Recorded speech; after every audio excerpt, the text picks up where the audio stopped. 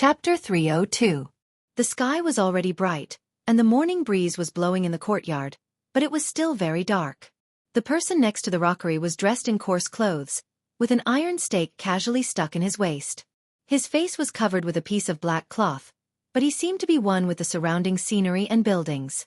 He didn't make a sound, and even his presence seemed very faint. Even if a servant walked past him, they wouldn't be able to find him. Fan Xian looked at the man in front of him, who he had lived with day and night for 16 years. Thinking about how long it had been since they had last seen each other, he did not know what to feel. He wanted to beat him up, but he was sure that he would not be able to beat him. Should he throw himself at him and cry? Uncle Wu Zhu was not a person who liked to stir up emotions, so he could only shake his head and suppress the joy in his heart. He walked over, and found that Uncle Wu Zhu was holding a small knife in his hand. He was incessantly carving something. When he got closer, he realized that he was carving a piece of wood. Fortunately, it is not a carving of a woman. Otherwise I would have thought that you had become the blind Tan Hua, that innocent Li Xuanhuan. The courtyard was silent. Fan Xian suppressed his laughter. Then I would vomit. Wu Zhu surprisingly nodded and said, Li Xuanhuan is indeed a very shameless person. It was Fan Xian's turn to be surprised. After a moment, he said, You know Li Xuanhuan? Wu Zhu put the piece of wood and the knife back into his sleeve. He said coldly, The lady told me this story, and she hated this male lead the most. Fan Xian laughed. It seems that I am quite similar to my mother. A moment later, the two of them appeared in the most secretive of the 3 study rooms in Fan Manor. Although there were no traps around, without Fan Xian's permission, no one could approach this study. Even Minister Fan had tacitly agreed to this rule. Tell me, what have you been doing for the past 6 months? Without question, Fan Xian was very interested in Wu Zhu's disappearance. Although he had already confirmed his suspicions from the small piece of wood, such shocking gossip had to be heard from the mouth of the person in question. Only then would it be particularly exciting. At this moment, he seemed to have long forgotten the Xueqi running around in his body like a little mouse. He also forgot that he should first ask Uncle Wu how he could save his own life. Instead, he stared straight into Wu Zhu's eyes. He also poured himself a cup of last night's leftover tea. Naturally, Wu Zhu did not get any, because Wu Zhu did not drink tea. I went to the north. Wu Zhu thought for a moment, as if confirming his itinerary. Then I went to the south. Fan Xian was used to his uncle's strange way of thinking, so he was not angry at the senseless answer. Instead, he patiently asked, What are you going to do in the north? Why are you going south? I'm going to the north to find Ku He. Wu Zhu said calmly. He did not think that many people would be scared to death if this matter were to spread. After a fight, I went to the south to find someone. Fan Xian chuckled. The Grandmaster Ku He had been injured. Naturally, it was the blind uncle in front of him who had played a good trick.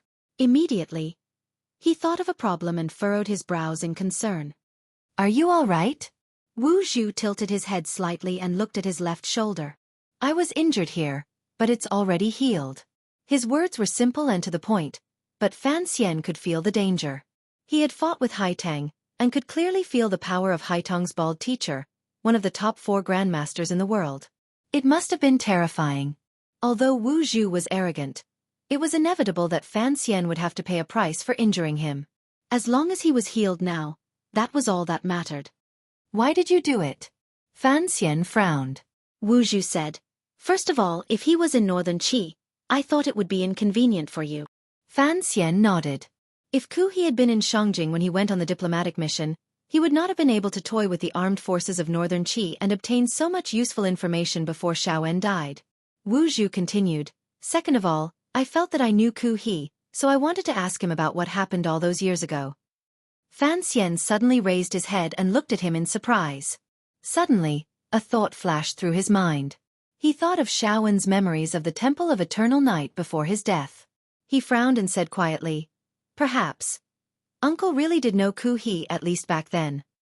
Next, he told Wu Zhu all the stories he had heard in the cave, hoping that he could recall something important. For example, Wu Zhu's relationship with the temple. When he was little, he had heard Wu Zhu say that he and his mother had escaped from home together. Could that home have been the temple? Wu Zhu was silent for a long time. He did not appear in the novel where he clutched his head in meditation and pulled at his hair in pain, but could not remember anything. He simply said, "I can't remember." So it was Fan Xian's turn to pull at his hair. He muttered in a low voice, "What is this?" He shook his head, dispelling the disappointment in his heart. "Why didn't you return to the capital after you were injured? You were already injured. What was the point of going south to find someone?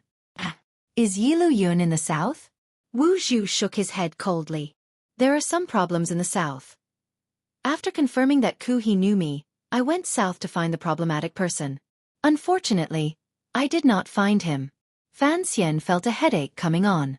For the past 6 months, he had been in the north and south, and it seemed that his uncle had not rested much.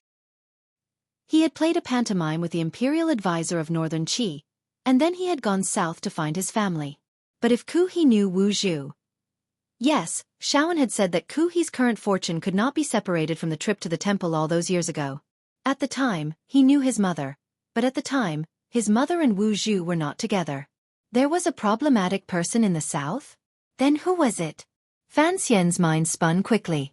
He immediately thought of the case he had received in Shangjing.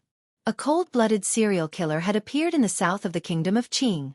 Yan Bingyun took this matter very seriously, and was prepared to mobilize the emperor's personal tiger guards to go find him. But since even Uncle Wu Zhu had not found the person, Fan Xian feared that Yan Bingyun would only be disappointed in the future. He took a deep breath and put aside these matters that could not affect him for the time being. He reported to his uncle what he had done in the past 6 months. He even told him about the secret agreement between him and Haitang that no one else knew about. Unexpectedly, Wu Zhu did not respond. Fan Xian had known since he was a child that Wu Zhu would never praise him, but he had done so many things. He had even killed Xiao En and beaten the second prince so miserably. Surely Wu Zhu would respond as if he were listening to a story? As if sensing that Fan Xian was a little unhappy, Wu Zhu thought for a moment and said something to explain. "It's just a small matter." Well, the struggle between him and the second prince, in the eyes of people like Wu Zhu and the emperor, was not much different from a child's quarrel. As for the secret agreement, perhaps the emperor would be interested, but Uncle Wu Zhu would not care.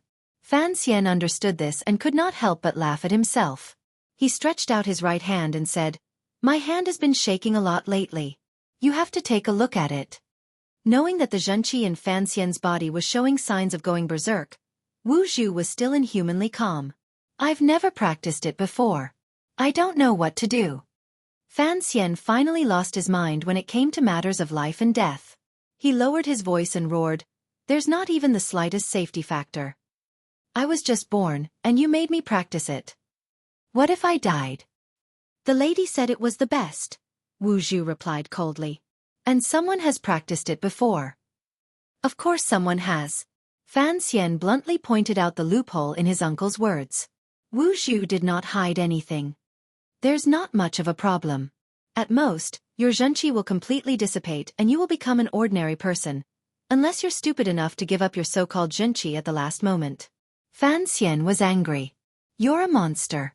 Of course you don't know how important zhenqi is to ordinary warriors. If I lose the tyrannical zhenqi in my body, I won't be able to defeat Haitang Duo.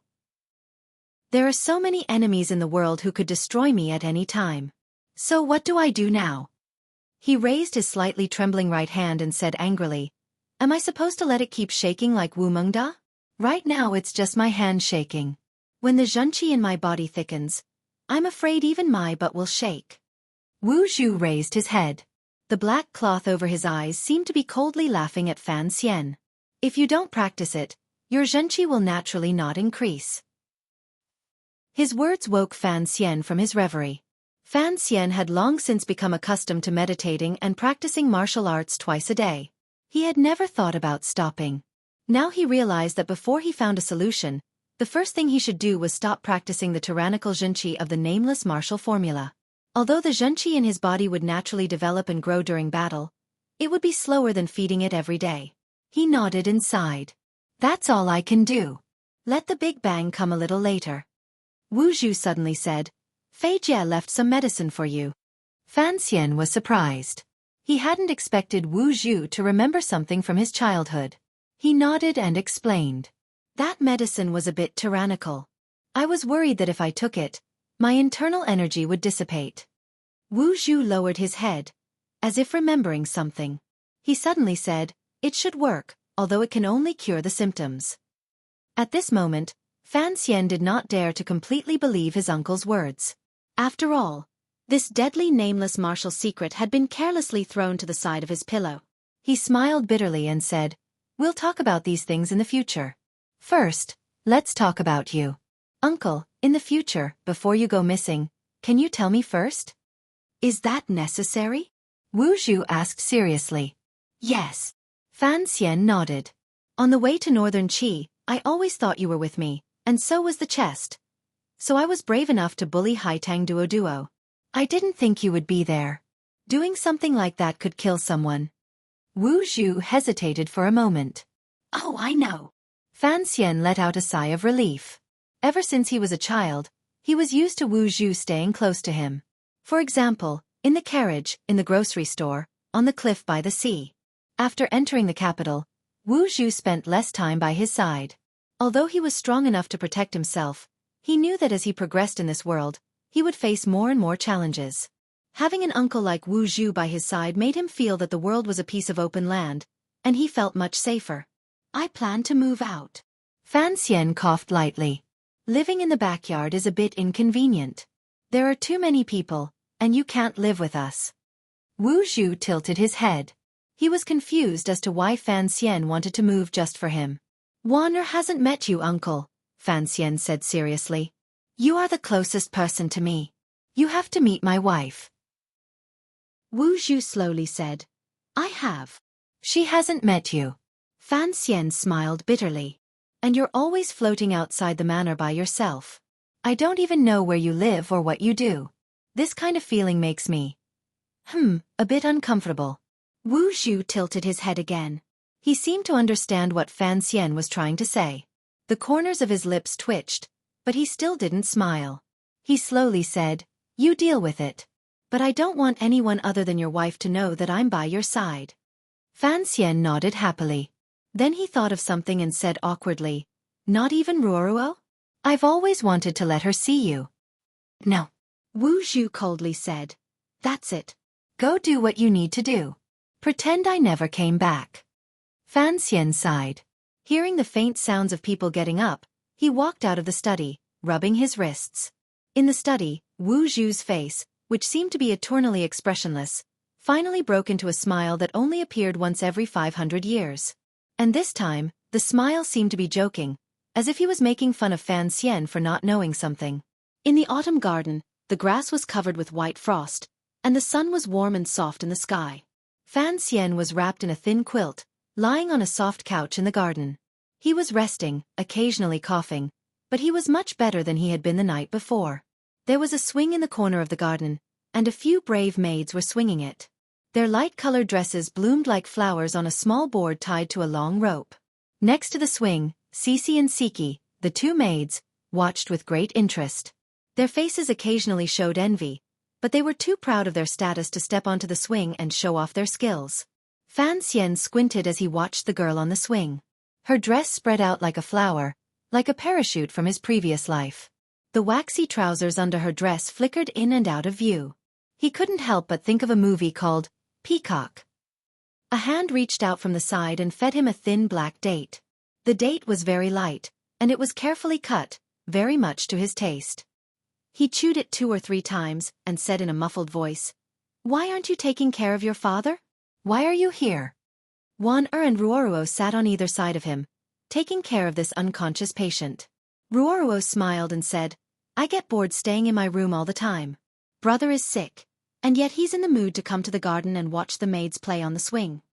Wana laughed and said, "He's not here to watch the swing. He's here to watch the people on the swing." Fan Xian didn't bother to explain. He laughed and said, "Watching the scenery, you have to bring the people with you." He then shouted, "Xueqi, don't be a little wife. If you want to swing, go ahead and swing." These words could easily be misunderstood. After he said them, he was stunned. Fortunately, the girls next to him didn't understand. He was the only one smiling awkwardly. He coughed to hide it, and suddenly thought of something. He asked Warner, who was next to him, "The autumn is getting colder. Look, the chrysanthemums in the garden are all a bit frozen. Last time, the palace said they were going to hold a chrysanthemum viewing party in the suburbs of the capital. Why haven't there been any news yet? When the first snow falls, even if we want to see them, we won't be able to. Are the people in the palace not afraid of disappointing them?" Warner rolled her eyes and smiled. "It's a bit later than last year, but the news is that they're going to the floating temple to see the golden chrysanthemums. Those chrysanthemums are very cold resistant, so they shouldn't be afraid." Fan Xian couldn't help but shake his head. He knew that the delay of the chrysanthemum viewing party had something to do with the recent excitement in the capital. Over the past 2 days, the situation in the capital had been settled. Although many people thought that at this time, he had to pretend to be sick in order to keep the second prince in check. But he knew in his heart that the Overwatch Council didn't need him to worry too much. All the plans had been made, and with Yen watching, he had a good grasp of the situation. There shouldn't be any problems. His body was a bit better, but he still pretended to be sick and refused to go to court. He also refused to go to the first bureau or stay in the council. He just hid in the garden of his home and pretended to be a patient in the capital. It was like watching a play, watching the second prince worry. Higher. A bit higher. Fan Xian hid on the soft couch, with his wife and sister serving him. He watched as Xueqi, full of courage, swung higher and higher on the swing. It was as if she was going to swing out of the garden and fly over the high walls to see the scenery of the capital.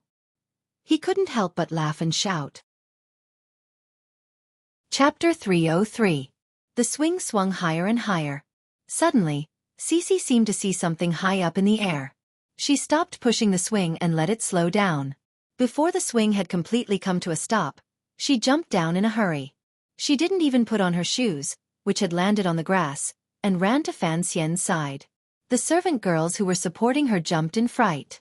Xueqi was about to make fun of her, but seeing her expression, he wisely kept his mouth shut. Even the 3 masters on the other side felt depressed, wondering if this young lady had gone crazy. Why was she so panicked? Given Fan Manor's power, what guest would they be afraid of in the capital? Unless it was a eunuch leading the imperial army to search the manor. At the manor gate. "It's King Jing's carriage," Xueqi said, panting as she ran to Fan Xian's couch. She rubbed her heaving chest. Fan Xian was startled, but immediately came to his senses. He jumped up from the couch and shouted, "Retreat!" As he ran to the back of the garden, he didn't forget to turn around and praise Xueqi. Clever girl. Looking at his nimble movements, he didn't look like a sick person who couldn't go to court. Warner and Ruoruo, who were by the couch, looked at each other in confusion. They immediately understood, and their expressions changed. They quickly stood up and ordered the servants to make arrangements to leave the manor. They also called for Tang Zijing to hurry and set up the carriage. For a moment, the back garden of Fan Manor, which had been filled with laughter, immediately turned into a field of rations and horses before a great battle. Everyone was in a frenzy. Some tidied up the couch, some left, and some found clothes for their masters. After a while, they finally finished tidying up everything in the shortest amount of time possible. Fan Xian was escorted to the back door of the manor. At this time, Tang Zijing had also personally pulled the carriage to the door. He's still sick, so he has to hide everywhere. Warner draped a thick windbreaker over Fan Xian's body. "Uncle," she complained, "I told you not to come see." Fan Xian didn't have time to answer her. Like a gorilla, he bravely crawled into the carriage. Lin Warner laughed mockingly. She turned around and saw that her sister-in-law was also nervous. She held a small incense burner and followed Fan Xian into the carriage.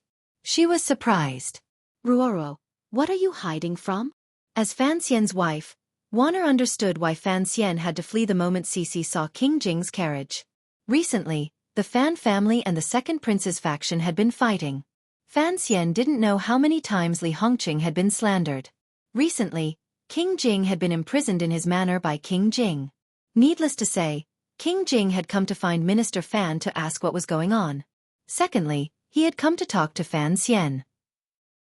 As for the third, it was obvious that he had come to put in a good word for the crown prince and help both sides make peace.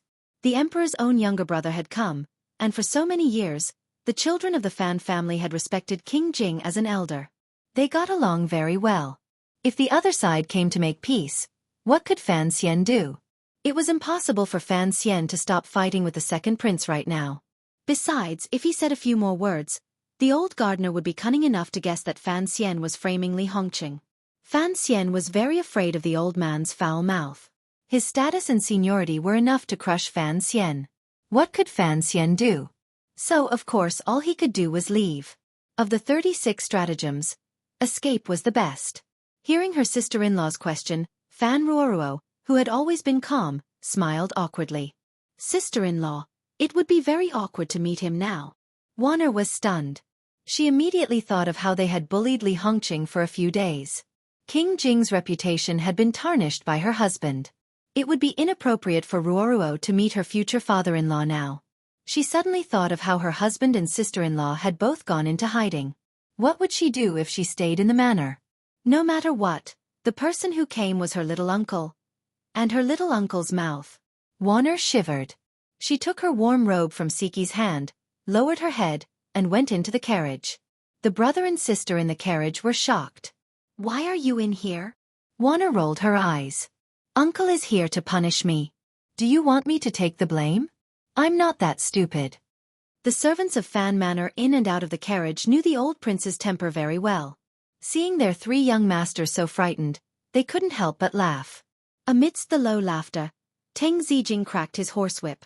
The carriage of Fan Manor, with the square and round logo on it, quietly drove out. The faint sounds of a few young people complaining to each other could be heard from inside the carriage. The carriage was very careful not to take the main street. Instead, it took a detour and left the southern part of the city without being seen by the servants of King Jing's family. Seeing the carriage disappear at the end of the street, the servants of Fan Manor at the gate immediately dispersed. Not long after, they heard a voice like a bell ring through the back garden of Fan Manor. **CK them. King Jing stood in front of a large group of uneasy servants. Hands on his waist, he looked at the empty and desolate back garden. There wasn't even a mouse left. He was angry. These little bastards know I'm here, and they're hiding like a fart. Am I that scary? At the front of the crowd, Lady Lu, the mother of Fan Xian and his 2 brothers, heard the prince say, **CK them. She couldn't help but look distressed. Lowering her voice, she replied, Your Highness, I told you earlier that those children went to see a doctor in the western part of the city today. King Jing looked at the swinging swing and spat. Fan Jian's illness was cured by Fan Xian, he scolded. Fan Xian's illness was cured by Fan Xian. Why would he need to see a doctor? 2 flowers bloom, 1 branch first. Putting aside the fact that King Jing was still throwing a tantrum at the air in the back garden, the 3 young people in the carriage had escaped the Fan Manor. They felt relaxed and relaxed. They felt that the air in Jingdo was much fresher in autumn. Their moods were excellent. Ever since Fan Xian returned from northern Qi, a string of things had happened. Not to mention taking his family to the Tsang Mountains for a vacation or to the country estate on the outskirts of the capital to rest, he hadn't even had a good stroll around the capital. All day long, if he wasn't playing tricks, he was playing tricks, and he was sulking with himself in the manor. These days, the situation had been settled, and he had a bit of leisure. But because he had pretended to be sick and didn't go to court, he had to give the emperor enough face. He didn't want to openly wander the streets, so he could only talk to his wife and sister until their mouths were dry. Fortunately, King Jing had come today, and Minister Fan wouldn't be angry at Fan Xian for running away. This gave the 3 of them a chance to sneak around the capital. Sitting in the carriage, Fan Xian parted the curtains a little. Together with the 2 girls, they greedily looked at the scenery and people on the street. The stalls selling snacks were constantly yelling, and there were some selling strange things on the corner of the street. It was all peaceful. Wanner pouted. We're out, but it's not convenient to get out. Are we going to just stay in the carriage? Ruoruo frowned. It's not convenient for you to show your face in public. She suddenly said, But you can disguise yourself, right?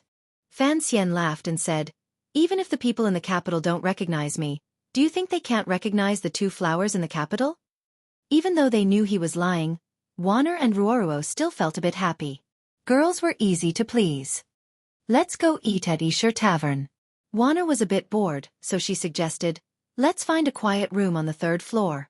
No one will see us there, and we can enjoy the scenery. Coincidentally, the carriage had just passed by Yisher Tavern. Fan Xian looked out the window and suddenly thought of the first time he went shopping after coming to the capital from Danzhou. It was at Yisher Tavern with his sister and brother. He couldn't remember what they talked about, but it seemed to have something to do with strength of character. But he did remember giving Guobaokuan a black fist, and buying a pirated copy of Story of the Stone from a friendly middle-aged woman downstairs. The Guo family had already been brought down by him. The Minister of Rights, Guo Yu, had been hanged in prison for the spring examination case. But the case hadn't implicated him, so he didn't know where Guobaokuan had gone. He didn't answer Wanner's question. Instead, he said with some regret, Yisher Tavern. Why are there no more booksellers downstairs? Ruoruo looked at him and said quietly, after my brother opened Donbo bookstore, Fan Xizha went to find some people, so the authorities have been stricter. There are fewer booksellers in the capital now. Fan Xian was a bit surprised, and then he remembered that his brother had once said that he would use both black and white to break the business of those who sold pirated books. Thinking of this, he naturally thought of Fan Xizha, who was now heading north. He said unconsciously, Xizha should be in Shangjing by the beginning of next month. The carriage suddenly became quiet. Wanner and Ruoruo looked at each other, and after a while they said quietly, it's cold up north. I don't know if he brought enough clothes. Fan Xian lowered his head and smiled. Don't worry about that. He's 14. He can take care of himself. Although he said this, what he was thinking was a different matter. At least, Fan Xian's dislike of the second prince had increased. He looked at Yisher Tavern again and coldly said, the Chui family's business is to give money to the second prince. I am not going to take care of their business. Wanner did not say anything. After all, the second prince had been with her in the palace for almost 10 years, and they had some feelings for each other. Although she had chosen to remain silent and secretly support Fan Xian in the fight between her husband and her cousin, she could not say anything bad. Seeing that the atmosphere was a bit tense, she laughed and said, if you are not going to support his business, then you should support our own business.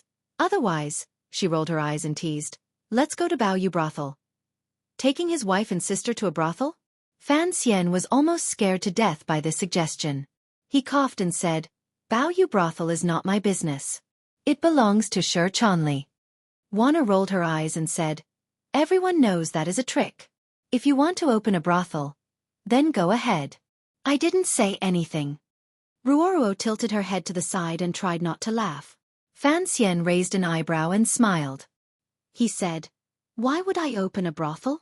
You know I am cleaning up my brother's mess. Wanner did not want to hear this, and she said, it is our own business. Didn't you say the food there is the best in the capital? We are not going to find a girl. We are just going to eat. What is there to be afraid of? Besides, it is our own business, and we do not have to worry about people finding out that you are pretending to be sick and wandering around. Fan Xian immediately refused and said, if you want to eat, I will ask the chef to make it and send it to the manor. You are a girl, and you are sitting in a brothel.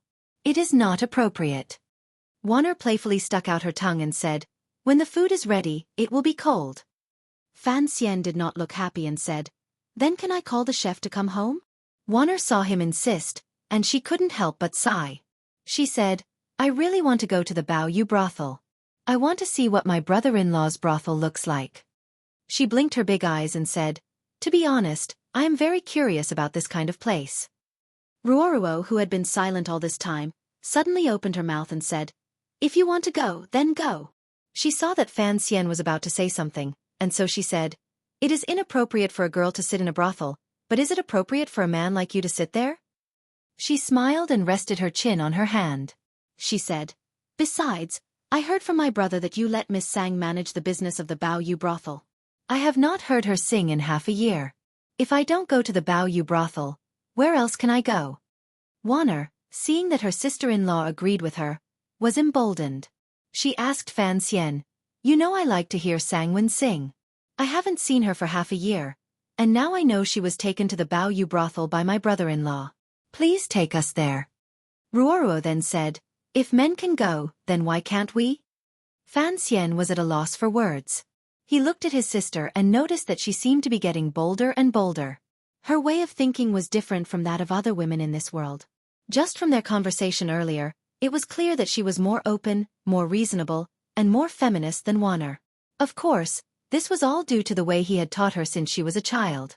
But he always felt that the extraordinary temperament she was displaying came from somewhere else. He gave a wry smile and said, "Actually, there is no harm in going to take a look. You guys know that I am a person who loves to shock the world. But there has been a lot of unrest in the capital recently, and I don't want the imperial censors to have too much to say." Hearing that he had brought up a serious matter, Warner and Ruoruo sensibly kept their mouths shut. Fan Xian turned his head to look out of the carriage, and he was shocked to find that not too far away was the front of the Bao Yu brothel. He couldn't help but laugh at Teng Zijing, who was driving the carriage, and say, "You really brought us here? You only know how to please your mistress, and you don't know how to listen to me. Do you still want to be an official in Donghai County? You should know that your family has spoken to me many times already." Teng Zijing laughed and said nothing. It was Warner and Ruoruo who covered their mouths and began to laugh. The Fan Manor carriage arrived at the Bao Yu brothel. Although they did not know that it was Fan Xian who was sitting in the carriage, the Bao Yu brothel's receptionist did not dare to be disrespectful. Even Si Qinger, who was in her room on the 3rd floor, recovering from the injuries she had sustained in the capital government, limped downstairs to wait on them. When she saw that it was Commissioner Fan, who was rumored to be seriously ill, Si Qinger couldn't help but be shocked. To be able to see the legendary young procuress, the two noble ladies in the carriage were pleased. But they were disappointed to find that Sang-won was not in the brothel. She was said to have been invited by some manner to sing. Without this excuse, Fan Xian would not have allowed them to go to the Bao Yu brothel. But he was a little puzzled. Sang-won was now a free woman, and she had secretly joined the Overwatch Council. She did not need to care about the feelings of the nobles in the capital. So why would she go to someone's manor to sing? What kind of manor would have such an honor? The carriage left the Bao Yu brothel, and seeing the two disappointed ladies, Fan Xian smiled and said, "If you are out to have fun, you should be happy. The Bao Yu brothel is not the most luxurious place in the capital, and the food the chefs here make is not the best." Before he finished speaking, Warner cut in and said, "Don't try to lie to us. The Bao Yu brothel is very famous. If you want to say it is not the best, then you have to say it is in the palace." She giggled and said, "I don't mind going into the palace to see those concubines. I haven't seen them for a few days. But husband, aren't you afraid that His Majesty will be furious when he sees you pretending to be sick in the palace?" Fan Xian smiled and pinched her nose, saying, "Don't curse me. I will take you to a place that is more comfortable than the palace. The food they make here is better than the chefs in the palace." The two ladies were shocked, and thought to themselves, "Everything under the sky belongs to the king. How could there be a place more luxurious than the palace?" Even if the salt merchants had the power to do so, they did not have the guts to violate the rules. The carriage drove out of the south gate of the capital, and when it reached the outskirts, the people on the road became sparse. The secret agents of the Chinian unit and the guards of the Fan Manor, who were protecting Fan Xian in secret, could not help but awkwardly reveal themselves. They looked at each other, and then uncomfortably followed the carriage not too far behind. They followed the carriage to a quiet mountain in the outskirts of the capital. The closer they got to the mountain, the narrower the road was. It still maintained the standard of the Qing kingdom, but the forest beside the road was even more beautiful. The scenery was beautiful. The yellow autumn grass was mixed with wildflowers that had not yet withered, and the trees with white bark and green branches were scattered behind the grass. Countless layers of color, as if it had been painted by a painter, naturally spread out in the surrounding forest. It was very beautiful. Lin Warner and Fan Ruoruo could not help but sigh. The scenery here was very beautiful, but why had they not heard anyone mention it? He hadn't even been to this place on his previous excursions. Logically speaking, such a good place should have long been seized by the palace or some high-ranking official to build a residence. Why didn't he know who it belonged to? But looking at the width of the mountain road, they could guess that the residence they were about to go to must be the residence of someone extraordinary. But seeing that Fan Xian was still deliberately mystifying them, the two women were a little unhappy, so they shut their mouths and did not speak to him, only admiring the scenery around them. The mountain road gradually came to an end, and the carriage turned into a forest. A very large manor suddenly appeared in front of them. It was like the residence of an immortal, suddenly removed from the clouds of magic, appearing in front of the eyes of mortals. The buildings in the manor were not tall, but they were distributed very well. They were mixed with the short trees and stones in the garden, complementing the principles of nature. Although not ostentatious, the details of the eaves, corners, and doorknobs clearly revealed a noble atmosphere. How is it compared to the palace? Fan Xian asked with a smile. Lin Warner closed her mouth in surprise and laughed mockingly. Each has its merits. But this is not our manor. What are you so proud of? Fan Xian waved his hand. The owner of this place said that he would give it to me in the future. But there is something wrong with this place, and I do not want to move here. At this moment, even Ruorua was shocked. What is wrong with this? She asked in surprise. There are too many women, Fan Xian said seriously. Who knows how many beautiful women are hidden in this manor? Ignoring the shock of the two women beside him, the carriage stopped under Fan Xian's command. He got out of the carriage under the gazes of the two women. He took out the commissioner's insignia from his waist and abruptly extended it into the grass to the side. Like a magic trick, a person appeared out of the grass. The person was wearing very ordinary clothes, like a woodcutter commonly seen in the mountains. The woodcutter carefully examined the insignia and stared at Fan Xian for a long time. Then with great embarrassment he said, "Sir, this is a dead rule. Please forgive me." "I am not blaming you," Fan Xian said with a smile. "My wife and sister are in the carriage."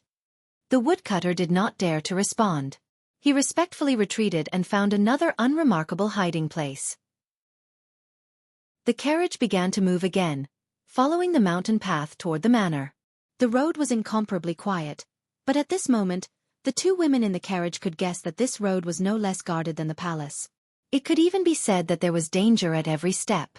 Even if a small army wanted to attack, they would probably return in defeat. Of course, these two women were exceptionally intelligent. At this moment, they had finally guessed who the owner of this manor was. To be able to enjoy more luxurious things than the palace, to be able to live in such a garden, to be able to have such strict security, other than the owner of the Overwatch Council, who else could it be? Behind the carriage, the two groups of people who were in charge of protecting the carriage also wisely stopped in their tracks. They helplessly squatted down and began to herd the goats. Since they were already here, there was no need for these people to be bodyguards. The leader of the Qinian unit, Su Wen Mao, nodded to the leader of the Fan Manor Guards. The leader of the guards returned the greeting with some embarrassment. "Be content." Su Wen Mao smiled to the people on the other side of the road. "For people like us to be so close to the director's courtyard, it is all thanks to the commissioner's good fortune." Of course. The leader of the guards glanced at the beautiful manor in the distance with some envy. Then, they sat on the grass and began to chew on grass. Bored, they looked up at the sky and yawned. In the beautiful manor lived Chen Pingping. In the entire Qing kingdom, other than the emperor, the old cripple with the most power. Unlike other civil and military officials, Chen Pingping's position in the Qing court was too special. He always claimed to be sick and refused to go to court, so he had time to live in the garden outside the city. Basically, his family in the capital did not live there much. Today, Fan Xian, the young man who pretended to be sick, came to see Chen Pingping, the old man who pretended to be sick. After all, he had been here a few times, so he was familiar with the way.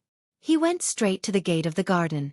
The plaque in the garden had two large words written on it, Chen Garden. It was personally inscribed by the late emperor, and was incomparably valuable. He looked at the two carriages parked outside the gate and couldn't help but frown. He never would have thought that there would be guests in the garden today. With Chen Pingping's cold and lonely temperament, and the Overwatch Council's evil reputation, ordinary officials would never come to drink tea. Who were the guests today? Warner got out of the carriage behind him. With one glance, she saw the insignia of the first carriage. She smiled and said, "People of the royal family." Fan Xian was slightly surprised. The old man at the gate of the Chen garden had long since flown down the steps to greet them. He knew that the young master Fan in front of him was different from all the other officials in the world. He was the most valued junior of the director, and was also the director's appointed successor. Naturally, he did not dare to be arrogant. With great politeness, he said in a very quiet voice, "It's Prince He and young Master Qin of the Bureau of Military Affairs." Fan Xian tilted his head and scratched the back of his neck. The great prince and young Master Qin? He knew that young Master Qin was currently in the palace discussing matters. He was already an important official who had entered the center of the court. Most importantly, above young Master Qin was old Qin, the former director of the military affairs and now the head of the Bureau of Military Affairs, old General Qin. This family was very powerful, and had deep influence in the Qing military. The great prince had fought in the West for many years, and his relationship with the Qin family was not shallow. Why would these two people come to Chen Pingping's manor? Fan Xian stood at the bottom of the stone steps and was not in a hurry to enter. He wondered if this visit had anything to do with him. Although the relationship between the military and the Overwatch Council had always been very harmonious, this matter was still a bit strange. He smiled. He did not care that the court found out about his outing. He took his wife and sister into the garden. He wanted to see what this great prince had in mind. Passing through the extremely beautiful and luxuriously decorated garden, they finally arrived at the main hall where Chen Pingping received his guests. Without waiting for anyone to announce his arrival, Fan Xian strode in. He had not thought of what to say, but when he saw Sangwen singing in the corner of the hall, her face full of unease, he couldn't help but laugh and say, "I guessed it. In the entire capital, only your family would dare to force Sangwen to come and sing."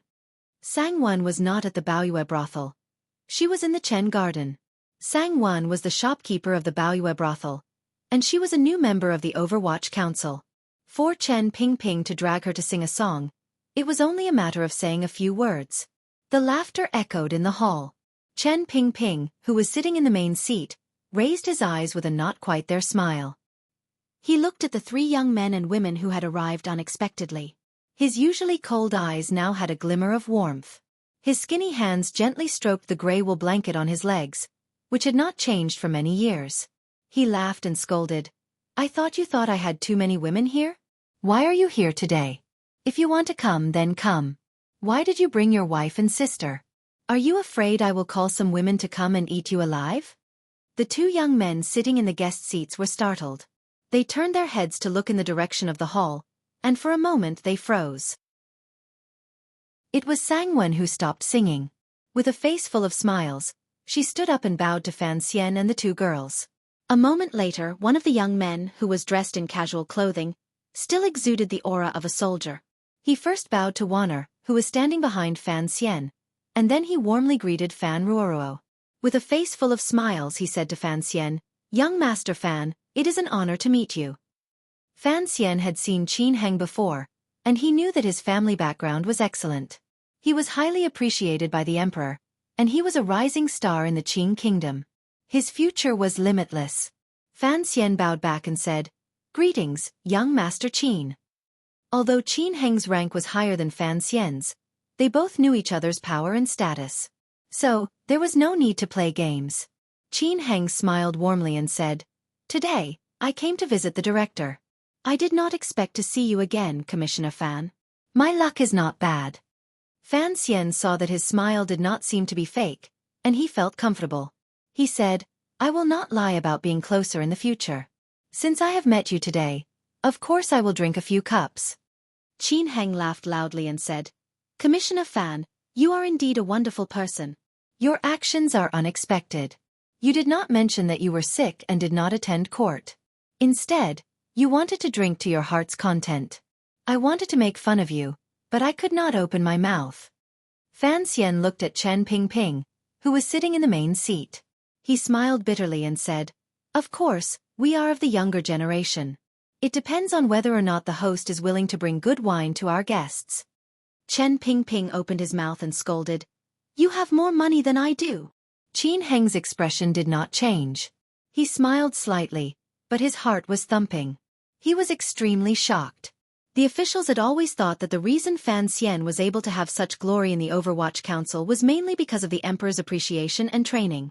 But now, seeing Fan Xian talk to Director Chen, who everyone feared, in such a rude manner, and Director Chen's response was so natural, Qin Heng felt a little strange. It seemed that Director Chen and Commissioner Fan's relationship was indeed not ordinary. Although the emperor's appreciation was important, if he really wanted to control the Overwatch Council, the most important thing was still Chen Pingping's attitude. It was only now that Qin Heng truly realized that this young man in front of him, Fan Xian, would one day truly control the Overwatch Council in his hands. Then the military had to speed up the process of making friends with this person. It was no longer just him saying a few good words for Fan Xian and then using other people's mouths to convey goodwill to the Fan manor. With only a few words, they had already exchanged a lot of useful information. Fan Xian also understood that Chen Pingping was using this opportunity to express his true attitude to the military and strengthen his bargaining chips. The two of them exchanged a few more words before Fan Xian seemed to react. He turned around and prepared to salute the great prince, who was sitting to the side. Logically speaking, his actions were a bit rude, but everyone in the hall knew that he and the great prince had argued the first time they met. And Qin Hang was on good terms with the great prince, so he did not care too much about this matter. As for Chen Pingping, he did not care about some palace etiquette or any of that sort of rubbish. Just when Fan Xian thought the great prince would be angry, he turned his head and almost became angry. He saw his wife sitting obediently next to the great prince, beaming with joy as she said something to the great prince. Although he knew that Wanner had been raised in Ning the Talented's palace since she was a child, which meant that the great prince had watched her grow up, and that the two of them were like biological siblings, seeing this scene, Fan Xian was still very unhappy. Even more unhappy was that even Ruoruo was sitting next to the great prince, listening with great interest to what the great prince was saying. Fan Xian perked up his ears and listened for a bit. Only then did he realize that the great prince was talking about the war in the west and the fight for horses with the Hu people. The people of Qing loved martial arts, and the great prince was a hero and idol among the people. Even Wanner and Ruoruo could not stand out from the crowd. Fan Xian felt a bit jealous, and his mouth was a bit bitter. He thought to himself, I am a pacifist. Why don't I go fight a few battles and show you girls how powerful I am on horseback?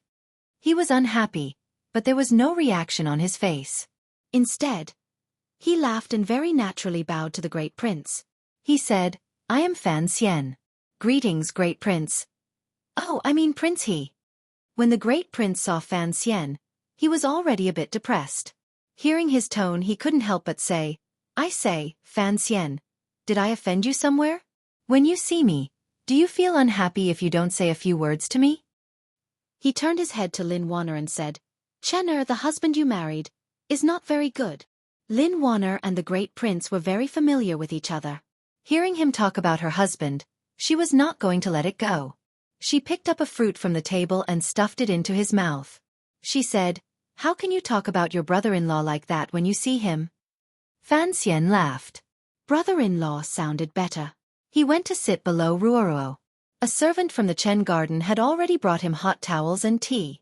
Although he knew that the great prince and Qin Hang had come to see the old cripple for something important, he shamelessly stayed in the hall, not giving them a chance to speak naturally. Lin Wanner knew that outside the capital, the diplomatic mission and the Western Expedition Army were fighting over the road. In the end, this was Fan Xian's fault. But she also knew the reason why Fan Xian did this. Now that he had the second prince as a target, there was no need for Fan Xian to offend the great prince. Furthermore, she did not want to see her husband and the great prince, who was the closest to her, in conflict. So, she unconsciously pulled the two of them to talk, wanting to ease the tension between them. Everyone knew what she was doing. It was just that men were bound to have times when they could not see through it. So the great prince looked at his nose and ignored her. Fan Xian just smiled and talked to Qin Hang. He asked him how the old Qin general was and when he would take the time to visit his manor. Chen Pingping looked like he had fallen asleep. He was half lying in his wheelchair. It was strange. Even in his own luxurious home, he still insisted on sitting in his wheelchair instead of the more comfortable couch. Seeing this, Lin Wanner could not do anything. She could only sigh. Ruoruo, on the other hand, began to laugh. The great prince, who was good at fighting, and the great prince, who was a popular official in the court, were fighting like two little boys. It was a very funny scene. In the end, even Qin Hang felt that he could not talk to Fan Xian anymore. The great prince suddenly said coldly, I heard that Commissioner Fan has been sick in bed recently and cannot go to court. Even the Imperial Censorate cannot defend you. I did not think that you would be so interested in traveling today. Fan Xian yawned and said, I will go to court tomorrow. Tomorrow. Qin Hang was shocked. He thought to himself, are you not going to play sick anymore? Then tomorrow, there will be a good show to watch in court. But I was dragged to Chen Garden by the great prince. The thing I wanted to talk about was not easy to say in front of Fan Xian. It was not easy for him to say it, but the great prince was straightforward. He faced Chen Pingping and said respectfully, "Uncle, about the second prince, you should say something." He tilted his head to look at Fan Xian and continued, "I do not care about what happens in court, but the rumors in the capital are a bit too ridiculous. Furthermore, the second prince has a few officials who are truly talented. If they are removed like this, for the court, it will be a loss." Qin Heng thought to himself that Fan Xian was quite the scoundrel. He wanted to refute Fan Xian right in front of him. But now that things had come to this, he could only force himself to smile bitterly and say, "Yes, director. The emperor has not said anything. If you do not show yourself and things continue to get out of hand, it will not look good for the court." Fan Xian smiled.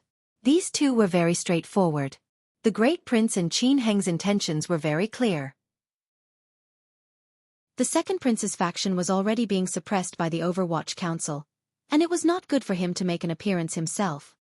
He could only ask his eldest brother to make an appearance, and he also pulled in the Qin family of the Bureau of Military Affairs. For them to go directly to Chen Pingping was a very good plan. They were not trying to poach Fan Xian. They were pulling in the firewood under Fan Xian's pot. If Chen Pingping really wanted Fan Xian to stop, he would have to agree. However, he had already received the benefits he deserved. The Jingdo magistrate had been removed, and the officials sent by the second prince in the 6 ministries had all met with some misfortune. Fan Xian did not care much about these things. Instead, he cared about the way the great prince had addressed him earlier. He had called Chen Pingping uncle.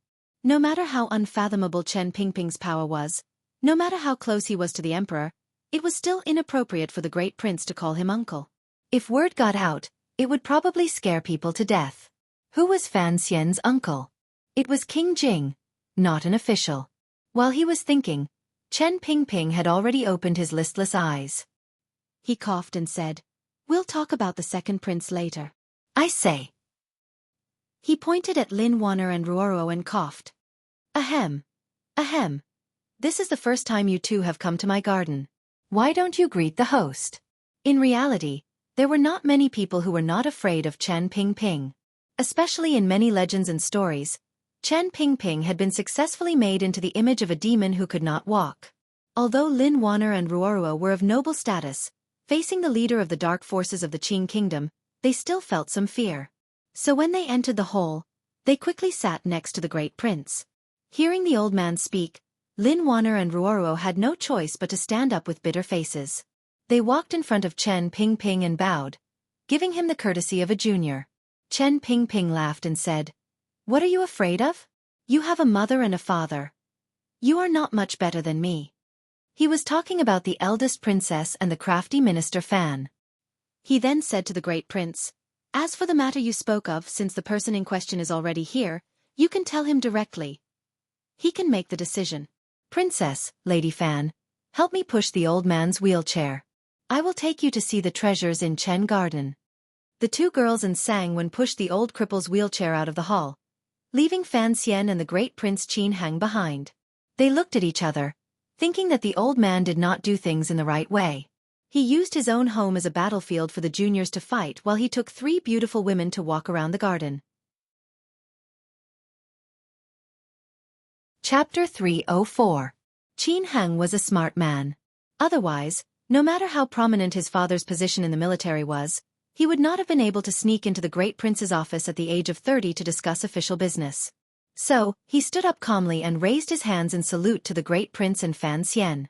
He said, "People have 3 urgent needs. You guys talk first." Without waiting for the two of them to reply, he had already taken steady steps and did not reveal any strange emotions. Like a gust of wind, he swept past the corner of the hall and, under the guidance of the servants in Chen Garden, went straight to the latrine. Fan Xian couldn't help but laugh. He thought of how he had caused a ruckus in the Ministry of Justice Yamen. The vice official of the Supreme Court, who had represented the military to make trouble for him, had, in the end, seen the conflict escalate and fled.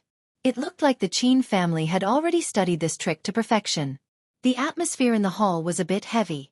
In the end, it was the great prince who broke the silence. Slowly he said, "Qin Heng and I have both been through war. Us soldiers are straightforward, so we speak frankly. I don't like to see soldiers throw their lives away and spill their blood while the nobles in Jingdo attack each other and make the country restless. If there is a fight between factions, no matter who wins or loses in the end, the talents in the court will always suffer some losses. Fan Xian tidied up his clothes and sat for a few breaths as if thinking about something. Only then did he slowly open his mouth. He couldn't help but carry a glimmer of coldness in his voice. Prince Hutchings, meaning, I understand. However, presumably you know the cause of this matter. The soldiers have gone into the fire and knives for the court. Are the officials of the Overwatch Council not the same? I think that the secret agents of the council in a foreign country face no less danger than the soldiers of the Western Expedition Army. I am a member of the Overwatch Council. Although my temperament is not straightforward, I am not someone who naturally likes to play tricks. If you want me to go to the north to do things for the court, I think I will be happy. But if someone comes to provoke me, even if this power comes from within the court, I will not be lenient. The great prince was silent. He suddenly raised his head and prepared to say something. Fan Xian waved his hand and said, It is only a fight of interests. It has nothing to do with the peace of the country. I am the commissioner of the Overwatch Council. If I cannot even protect my own interests, how can I prove that I have the ability to protect the interests of the court? To protect His Majesty's interests? He then sneered, Your Highness, don't say that it doesn't matter who wins or loses. If the other party is aggressive and I'm beaten to the point where I can't fight back, are you willing to be my lobbyist? The great prince furrowed his brows. His already tanned face appeared even darker. Fan Xian, you need to be clear about your role. You are an official. When you do things, you need to know your limits. These words were actually very common. In the eyes of the princes, Fan Xian's actions had already been a bit excessive. Furthermore, as an official, the courage he had displayed in this matter was a bit too strong. The great prince thought that his warning to Fan Xian should have been a form of goodwill. He had no idea that because of Fan Xian's background, he would often hear such words, which were particularly ear-piercing. I am a subject. Fan Xian stared into the great prince's eyes. But in front of me, the so-called difference between a ruler and an official is that the ruler is the emperor, and the crown prince is the future emperor. Aside from these two, I believe that everyone else, including you, is an official. There is no essential difference. The great prince looked at Fan Xian with some surprise. It seemed that he had not expected Fan Xian to say something like this. He narrowed his eyes, and a cold light flashed in them. For Chener's sake, I must remind you again. If you get too involved in the emperor's family matters, it will not be a good thing for the Fan family in the future. Fan Xian smiled. The emperor has no family matters. Does your highness not understand this? The great prince choked on the words the emperor has no family matters. He angrily slapped the armrest of his chair. Fan Xian narrowed his eyes and said evenly, The furniture in the director's house is all antiques. Your highness, please go easy on them. The great prince was stunned. After a moment of silence, he shook his head. Fan Xian, perhaps I have underestimated you. Fan Xian was slightly surprised. Why do you say that? My ambition is to be on horseback. If the military wants to beautifully attack everywhere on the stage of the world, we need a stable rear, the great prince said with narrowed eyes. The great prince narrowed his eyes and said, That is why many people, including me, believe that the court needs peace. These past few years, I have been far away in the west, but I know that although the court is somewhat unstable, it can always be controlled within a certain range. Until you came to Jingdo. Fan Xian shook his head and smiled. He did not know how to respond. Your appearance was too sudden. Your rise was also too sudden. The great prince looked at him and said, It was so sudden that most people in the court were not prepared, and you already have enough power to break the balance. Finally, the great prince said the central idea of the day. There are many people who hope that you can maintain the balance in Jingdo and not wildly advance and sweep everything away. Fan Xian fell silent. He knew that what the great prince said not only represented his attitude, but also the attitude of the vast majority of people in the military. From Danzhou to Jingdo, in less than 2 years, he had already taken control of the Overwatch Council and made a name for himself. Putting aside the question of whether or not he would be in charge of the palace treasury next year, his current ability to control both civil and military meant that he already had the ability to call the wind and summon the rain in the officialdom. And this time, in the battle with the second prince's faction, the current trend of victory and defeat allowed his power to be displayed to the fullest. If a young official had the ability to easily defeat a prince, it would always make the other powers in the officialdom feel a trace of fear. The military's message for him to go easy on the second prince was not a threat, nor was it a protection of the royal family's dignity. It was a test to see if he, the person who would take over the Overwatch Council in the future, was rational enough and sincere enough to maintain the balance of the Qing kingdom. After all, the military and the Overwatch Council had always been on good terms.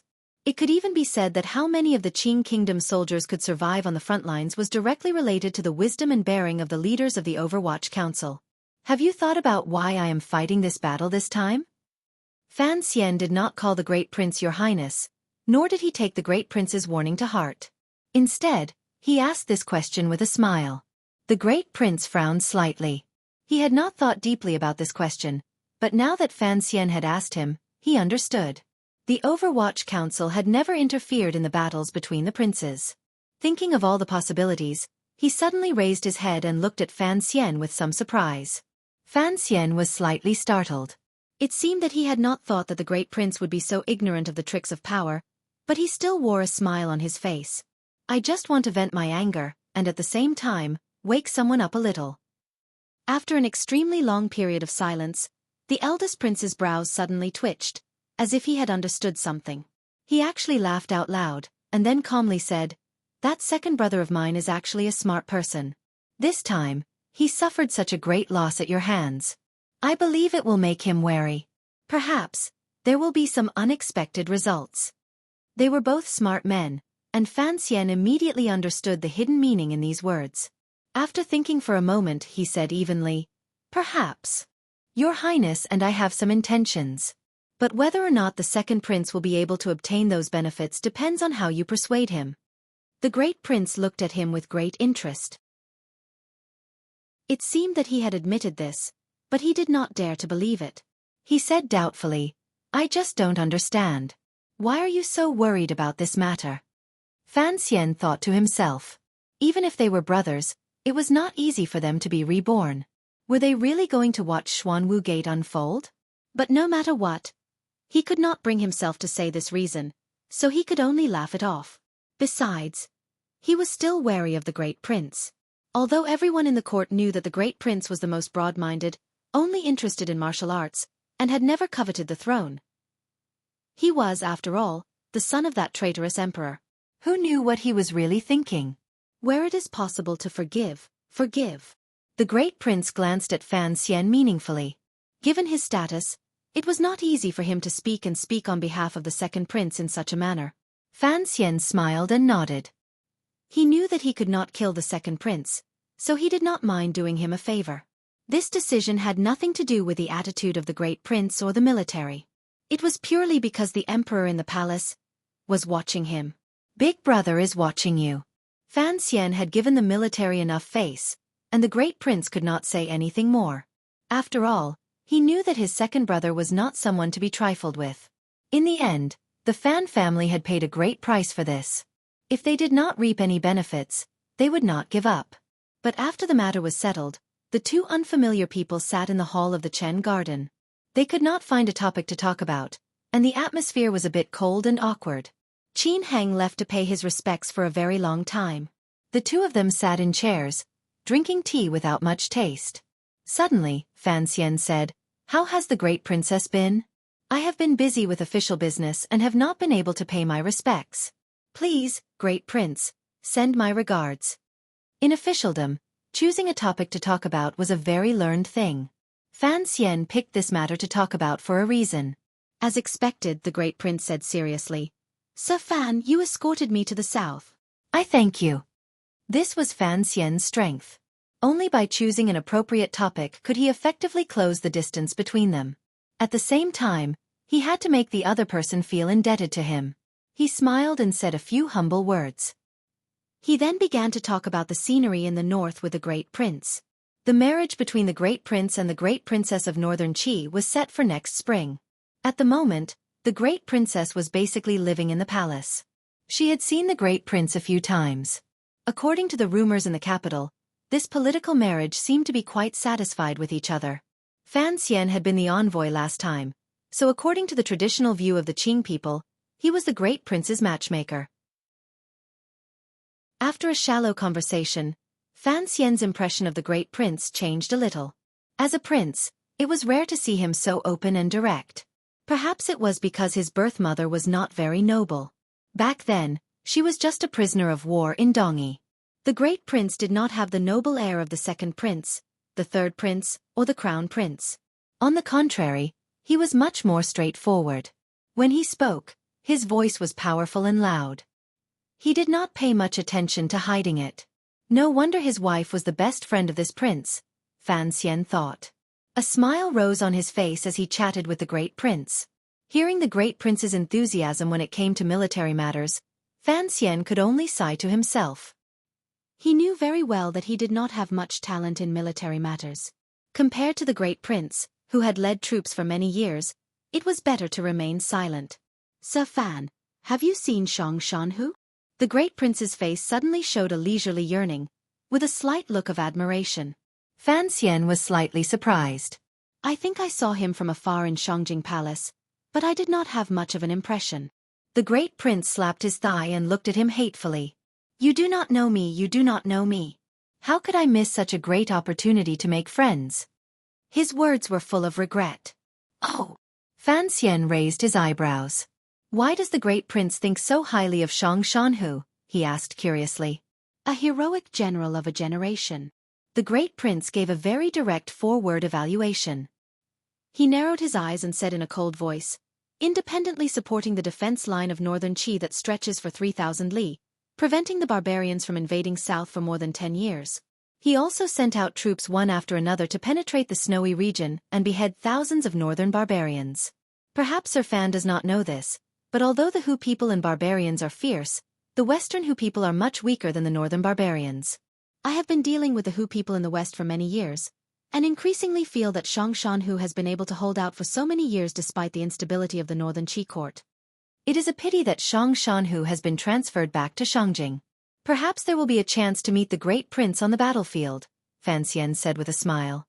A glimmer of confidence rose to the great prince's face. He slowly said, "If we can make this great general work for the court, there will naturally be great benefits. If we really meet on the battlefield in the future, although I have always admired this person's strange art of war, I will still have to use everything I have learned in my life to deal with him." This was the so-called heroic spirit. Fan Xian looked at the great prince and felt a sense of loss in the depths of his heart. He knew that what he had learned since he was a child had gone in the wrong direction. With the ideas of his previous life at work, it would be difficult for him to cultivate the heroic spirit that had been forged in the fires of war in this life. But he also had his own confidence. He smiled and said, "Although I have never learned Shang Shanhu's military tactics, seeing how he killed Xinzhong in the rain, this person does indeed dare to act strangely.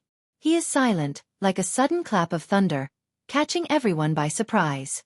He is decisive and resolute in killing. He is truly a master." The great prince gave a faint smile and looked at him strangely. "The provost of Northern Qi's Discipline Commission, Xinzhong? I'm afraid this matter has something to do with Commissioner Fan." Shenzhong's death was the first step in Fan Xian's and Haitong's plan. There were actually some people who suspected the role the kingdom of Qing played, but now that the great prince had pointed it out, Fan Xian still felt a chill in his heart. He smiled and played dumb. "Your Highness should know that people like us do things that cannot be seen in the light. We are not as valiant as your Highness or that Shang Shanhu, but sometimes we can help the court." The great prince stared into his eyes and suddenly said, "This is why I said earlier that I underestimated you." Although Shang Shanhu was insufferably arrogant, he was still used as a puppet by Commissioner Fan. "Master Fan, the way you do things is indeed unfathomable." Shang Shanhu's assassination of Shenzhong in the rainy street had been cleverly arranged by the Emperor of Northern Qi and Haitang. But if the world misunderstood that he had played a more important role in it, it would raise his fearsome image and other people's assessment of his strength to another level. Of course, Fan Xian would not let such an opportunity pass him by. He laughed shamelessly and agreed. "I hear that Master Fan is a 9th-level warrior?" The great prince looked at Fan Xian, his eyes full of meaning. Fan Xian tilted his head slightly and laughed lightly. "Your Highness, I have no interest in fighting with you. No matter who wins or loses, it will be a loss to the court. The great prince did not expect Fan Xian to be so cunning. He immediately understood what he meant, and then used the words he had said earlier to shut his mouth. He could not help but feel depressed. He was a man who loved martial arts, and of course he wanted to compete with Fan Xian, who rarely fought. There are many people who want to teach me a lesson. Fan Xian thought about how he might run into the shadow in a bit, and smiled bitterly. Not many, Your Highness. Just yawn and let me go. The great prince was surprised again. He had always been a cheerful and direct person, and he liked to make friends. But he was a prince, and he had a murderous aura built up from years in the army. Not many officials dared to speak freely to him. But this Fan Xian in front of him, outside the gates of the capital, had not been very respectful to him. Today in Chen Garden, he had not been very polite. He laughed and cursed. It was as if he did not see the great prince as a prince. He took a deep breath. He felt that the world was indeed different. At least around this young man called Fan Xian, the world was different. Master Fan, your words are interesting. I like talking to you. The great prince saw that Qin Heng had finally returned. He smiled and stood up. You give me face, and we will forget about the fight for the road outside Jingdo. But, in the future if I want to talk to you, you better not play sick or go to the bathroom. Fan Xian smiled and bowed. I dare not disobey. The great prince's words are more interesting than those others. Those others were, of course, the other princes of the emperor. The great prince did not say goodbye to Chen Pingping. He knew that this strange director did not care about these empty courtesies. He left Chen Garden with Qin Heng. Before leaving the garden, Qin Heng said something to Fan Xian in a quiet voice. They set a time for him to go to the Qin Manor. They got into the carriage and drove out of the most heavily guarded mountain road outside Chen Garden. They passed by the guards of Fan Manor and the members of the Qinian unit of the Overwatch Council, who were squatting in the grass like bandits. Only then did the great prince put down the curtain and coldly said, Fan Xian is indeed different. Qin Heng smiled and said, according to father, the stronger Fan Xian is, the better. Otherwise, in the future, the Overwatch Council will be controlled by a good-for-nothing. I'm afraid the old men in the Bureau of Military Affairs will die of anger. Our brothers in the army will not have a good life either. The great prince nodded and suddenly sighed. After leaving the capital for many years, I am not used to it. I don't even have anyone to talk to. Most of his bodyguards had been dismissed, and the establishment of the Western Expedition Army had also been disbanded.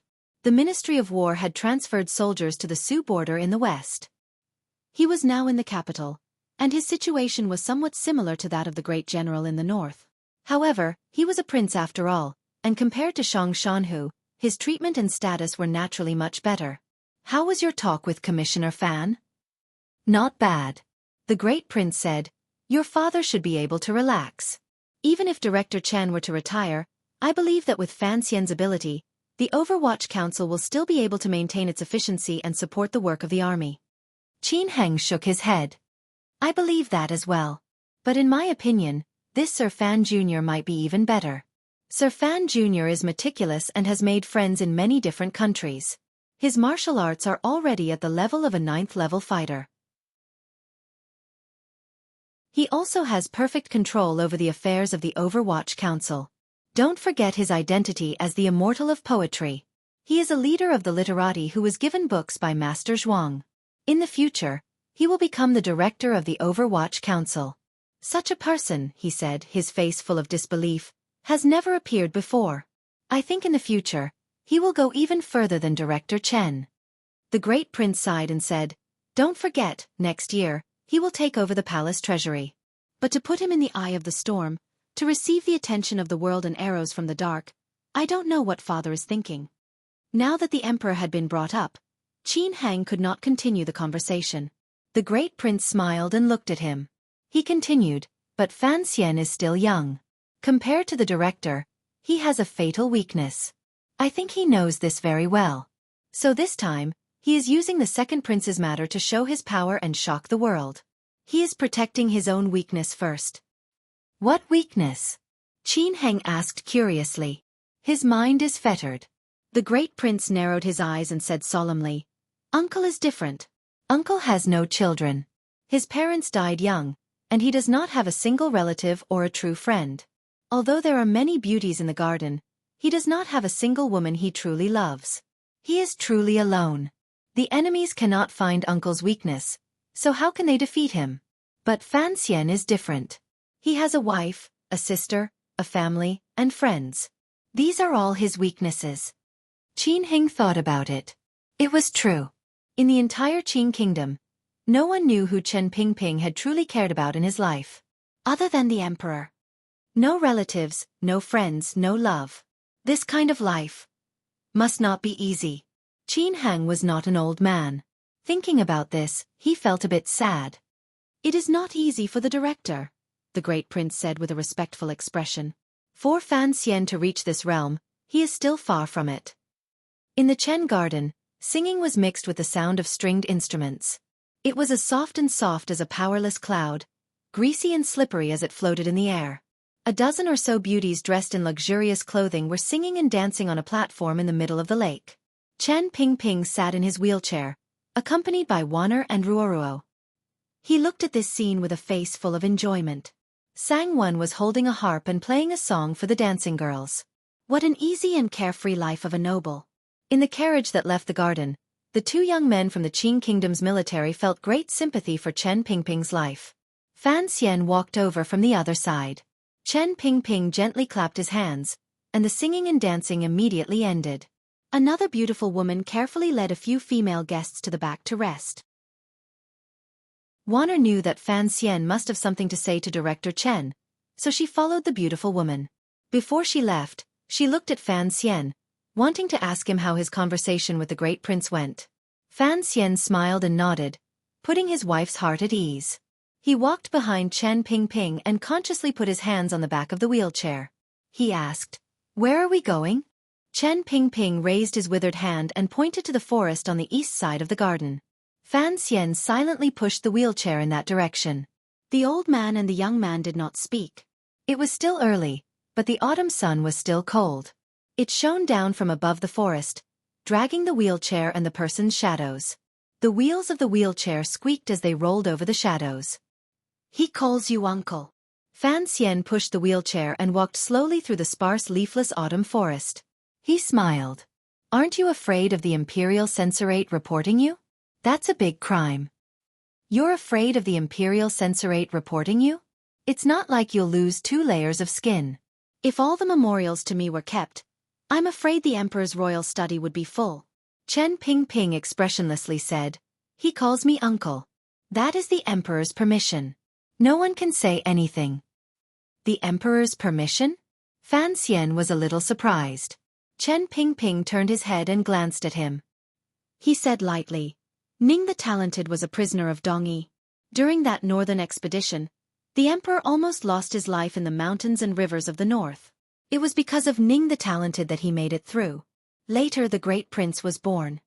Fan Xian had heard this story before. He knew that when the Emperor was in desperate straits, it was he who pushed the withered old man in the wheelchair and led the Black Knights to rescue him from the north. After thinking about it, he understood a little. He said, "You have a good relationship with Ning the Talented?" On the way back, the situation was rather wretched at the time. It left a deep impression in my mind. Later, our relationship became closer. Chen Pingping was still expressionless. At the time, it was impossible to escape with a prisoner. When Ning the Talented was beheaded, I said something. Perhaps it was because of this that she has always been rather respectful to me. Fan Xian laughed. "So you are Ning the Talented savior."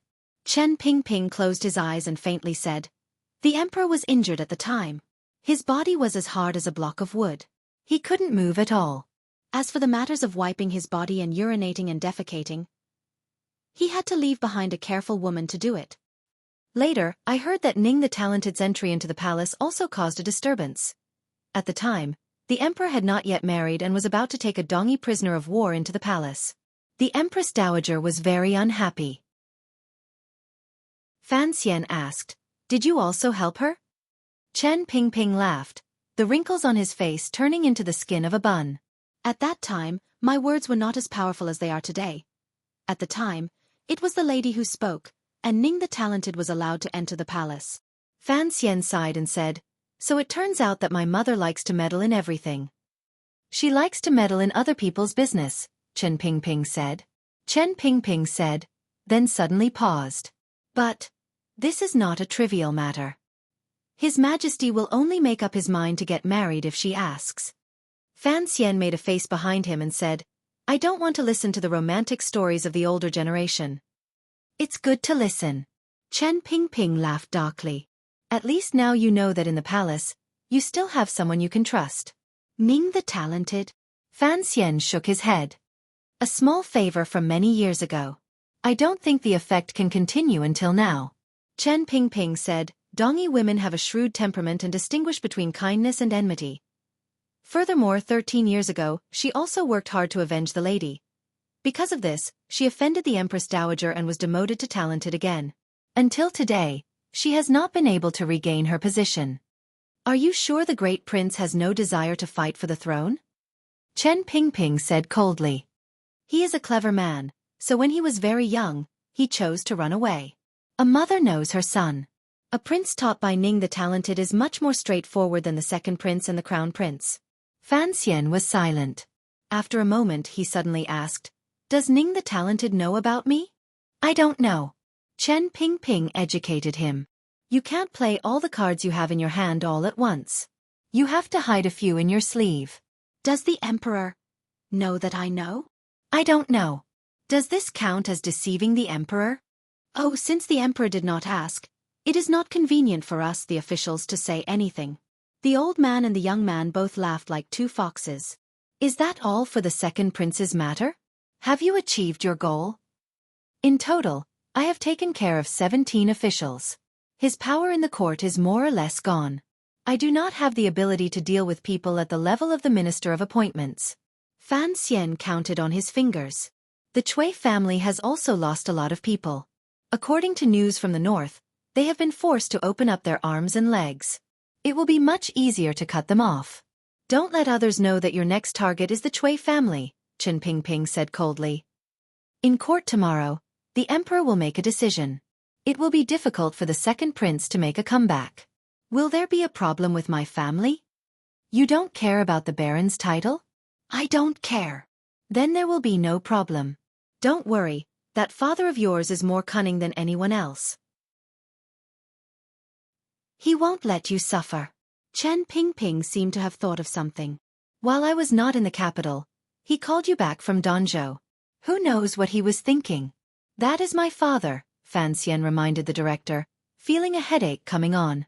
Chen Pingping patted the armrest of his wheelchair and said mockingly, "I admit it. He is a good father." Fan Xian was not happy to hear this, and he fell silent. Chen Pingping did not seem to think that the child would be so respectful to Fan Xian.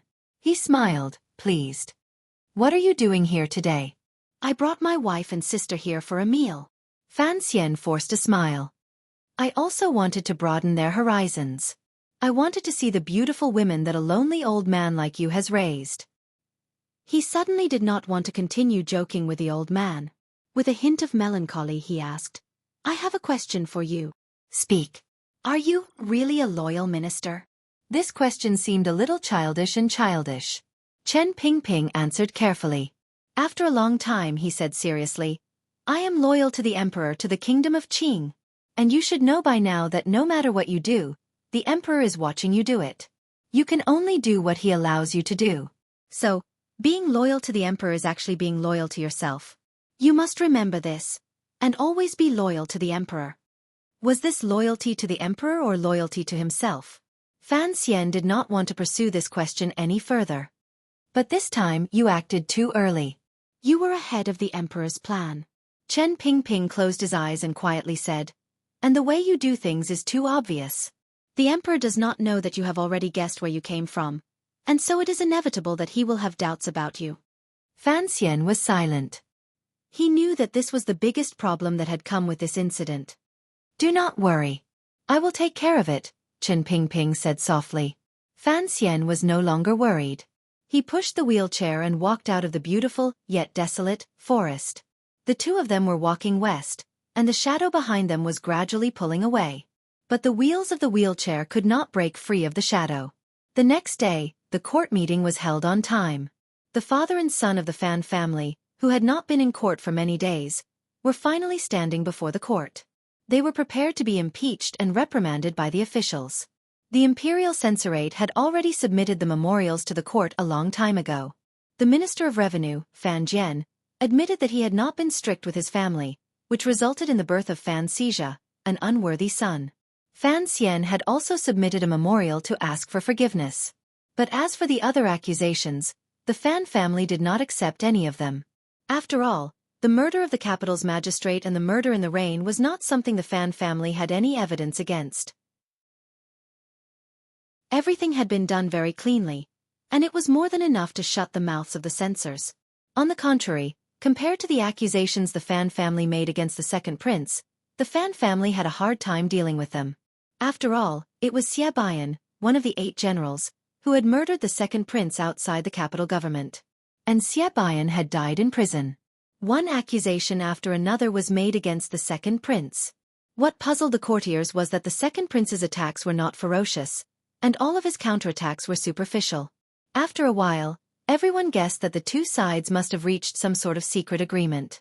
In other words, the second prince had admitted defeat. The emperor sat on his throne and listened quietly. It was only when Fan Xian stepped forward to ask for forgiveness that his eyes flashed with an unreadable expression. Not long after a discussion with the emperor himself, the matter had come to a conclusion. The Minister of Revenue, Fan Jian, was not strict with his son, and allowed him to commit murder. But because of his many years of hard work, and the fact that he was the first to be promoted, he was given a lighter punishment. He was fined 3 years of salary, reduced by 2 ranks, and ordered to reflect on his mistakes. The commissioner of the Overwatch Council and the Imperial College, Fan Xian, was not a good person. He secretly mobilized the soldiers of the Imperial College. Although he was repentant on behalf of his brother, his crime was unforgivable. His salary was reduced, and he was ordered to revise the books given to him by Zhuang Mohan within 3 years.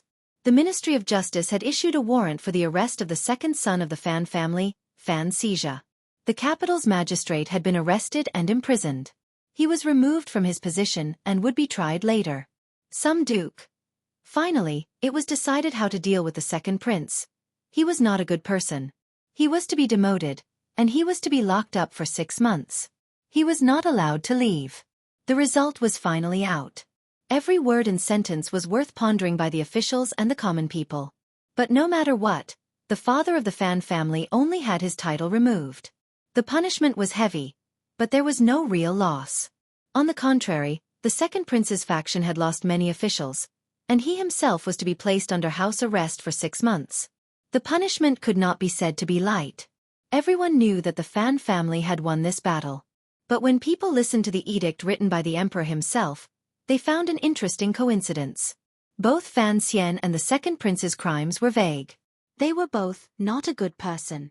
As the commissioner of the Overwatch Council, it was not a big deal if he was not a good person. But as a prince, it was a big deal if he was punished with not a good person. The winds of the court changed. Everyone knew that the second prince was no longer as favored by the emperor as he had been in the past. However, the emperor also did not summon Fan Xian to the palace alone again. People couldn't help but wonder, could it be that the 2 tigers were fighting and both were injured?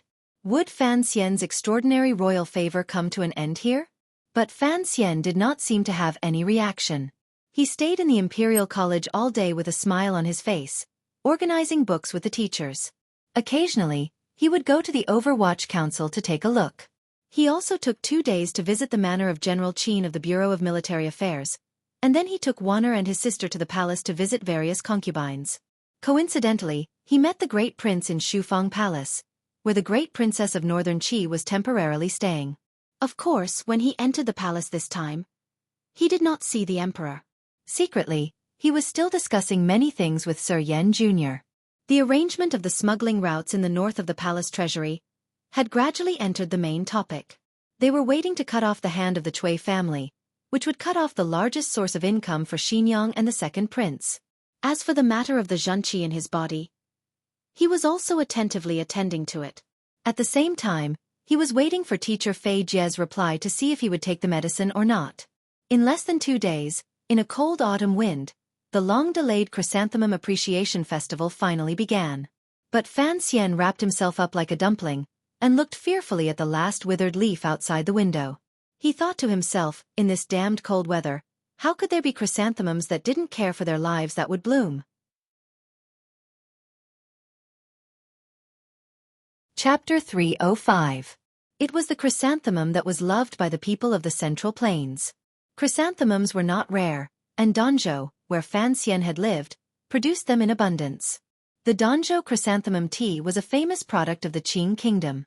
These years, the Fan manor in the capital had to buy a lot of it from their ancestors and bring it to the capital.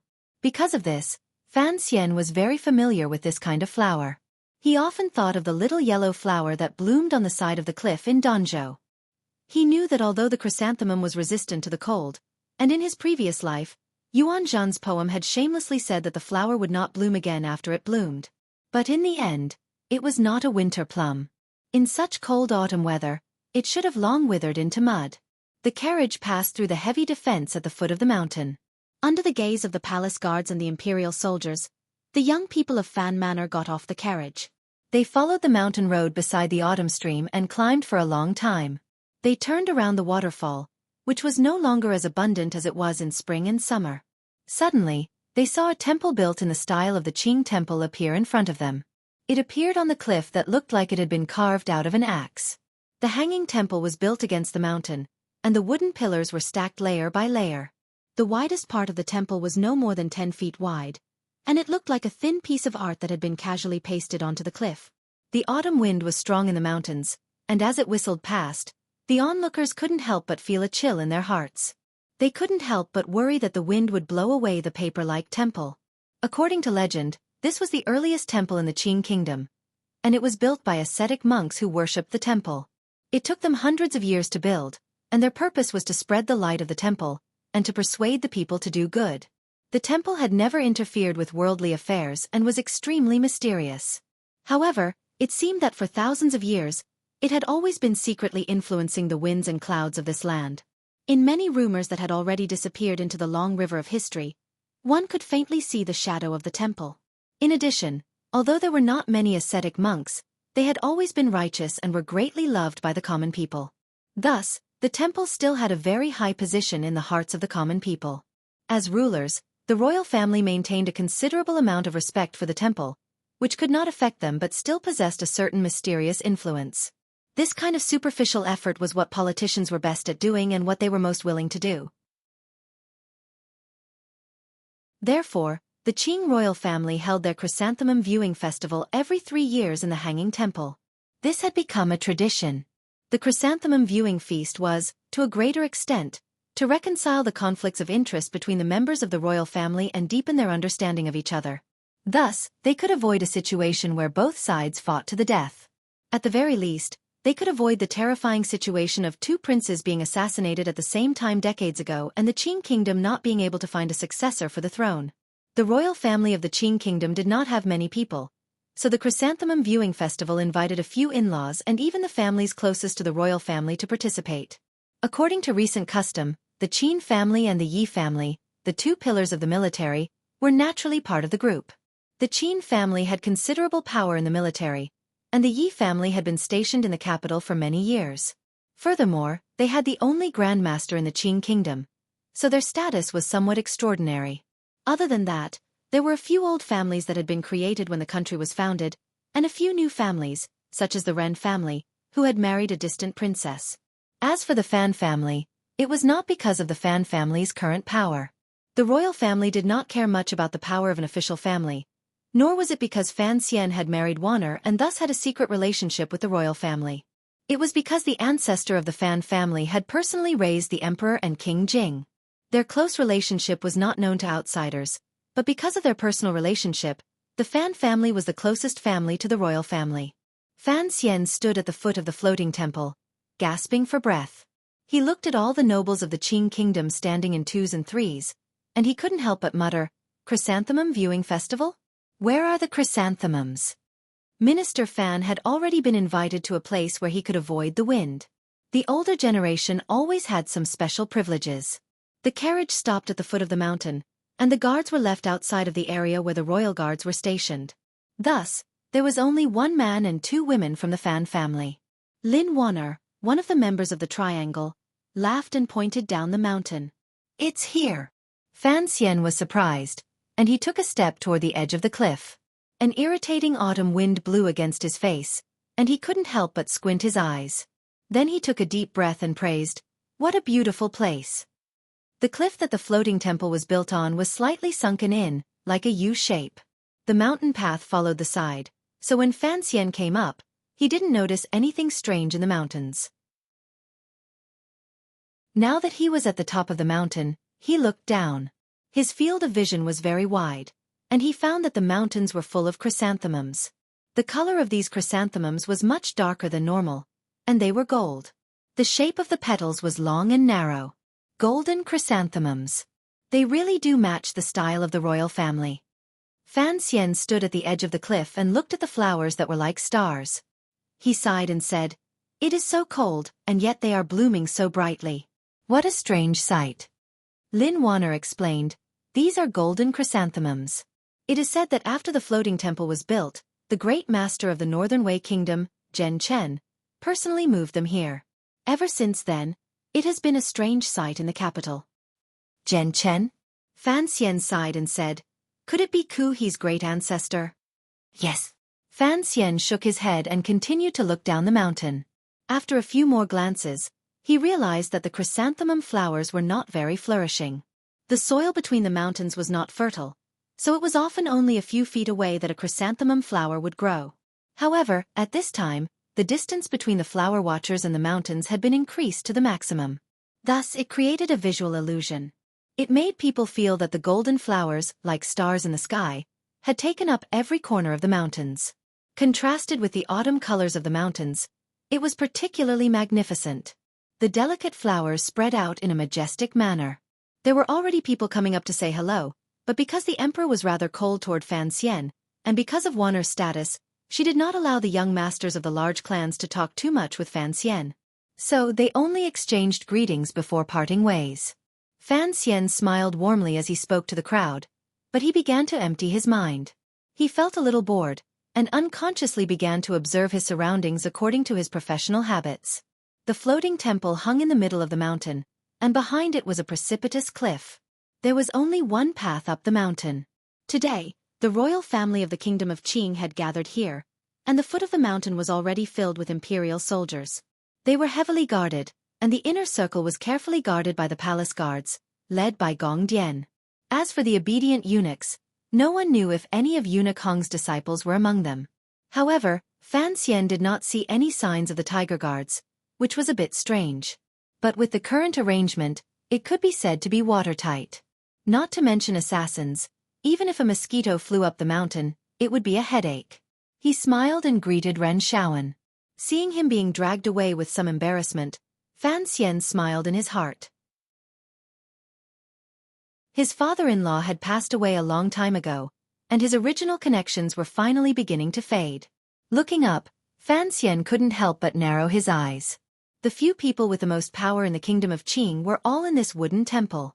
From afar he could see that on the top floor, there was a person dressed in bright yellow clothing, leaning against the railing and admiring the view.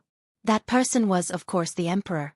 Raising his head to look, Fan Xian felt a strange feeling in his heart. His mind suddenly spun, and he began to imagine a scene. If at this time, the people of northern Qi, or the aces of Dongyi, burned this floating temple down, what would the world suddenly become? Of course, he also knew that the defenses in Jingdo were very tight. It was impossible for such a thing to happen. However, he still impudently imagined that if he wanted to climb up this temple, which foothold should he choose and what kind of path should he take to reach the top floor in the shortest amount of time? This was purely a professional habit. A eunuch hurried out of the temple, and the young nobles in the open space in front of the temple quickly made way for him. The eunuch walked in front of the three people of the Fan family, and very respectfully said in a low voice, "His Majesty has summoned Lady Wanner." Lin Wanner was a little surprised. She looked at Fan Xian and softly asked, "Eunuch Dai, is it only me?" Eunuch Dai was an old acquaintance of Fan Xian's, and he knew that in front of everyone, if Fan Xian was not summoned to the temple, there would be a lot of talk. He secretly looked at Fan Xian with a guilty expression and calmly said, "His Majesty has no other orders." Fan Xian smiled and said to Wanner, "Then you go." He paused and then said with a light laugh, "Uncles always love their nieces the most." "I know that." Watching Wanner disappear through the dark door of the floating temple, Fan Xian squinted his eyes and said nothing. He led his sister to another corner, ready to take a look at the scenery there. Unexpectedly, someone did not want to let him relax. A slightly uneasy voice rang out, "Teacher." Fan Xian looked back, and sure enough, it was Yi Linger. Seeing her uneasy expression, Fan Xian knew why. Next year, Yi Linger would be married to the second prince, and the conflict between him and the second prince seemed to be one of anger. But in reality, it was a bloody and violent affair. Since she was Yi Zhong's daughter, how could she not know the real reason? He looked at Yi Linger and smiled warmly. "What are you thinking? Are you blaming me for bullying your future husband too much?" Seeing his calm expression, Yi Linger returned to her usual easygoing self. She smiled and said, "I was worried that you wouldn't talk to me." Ruoro laughed. "What are you talking about?" Yi Linger sighed.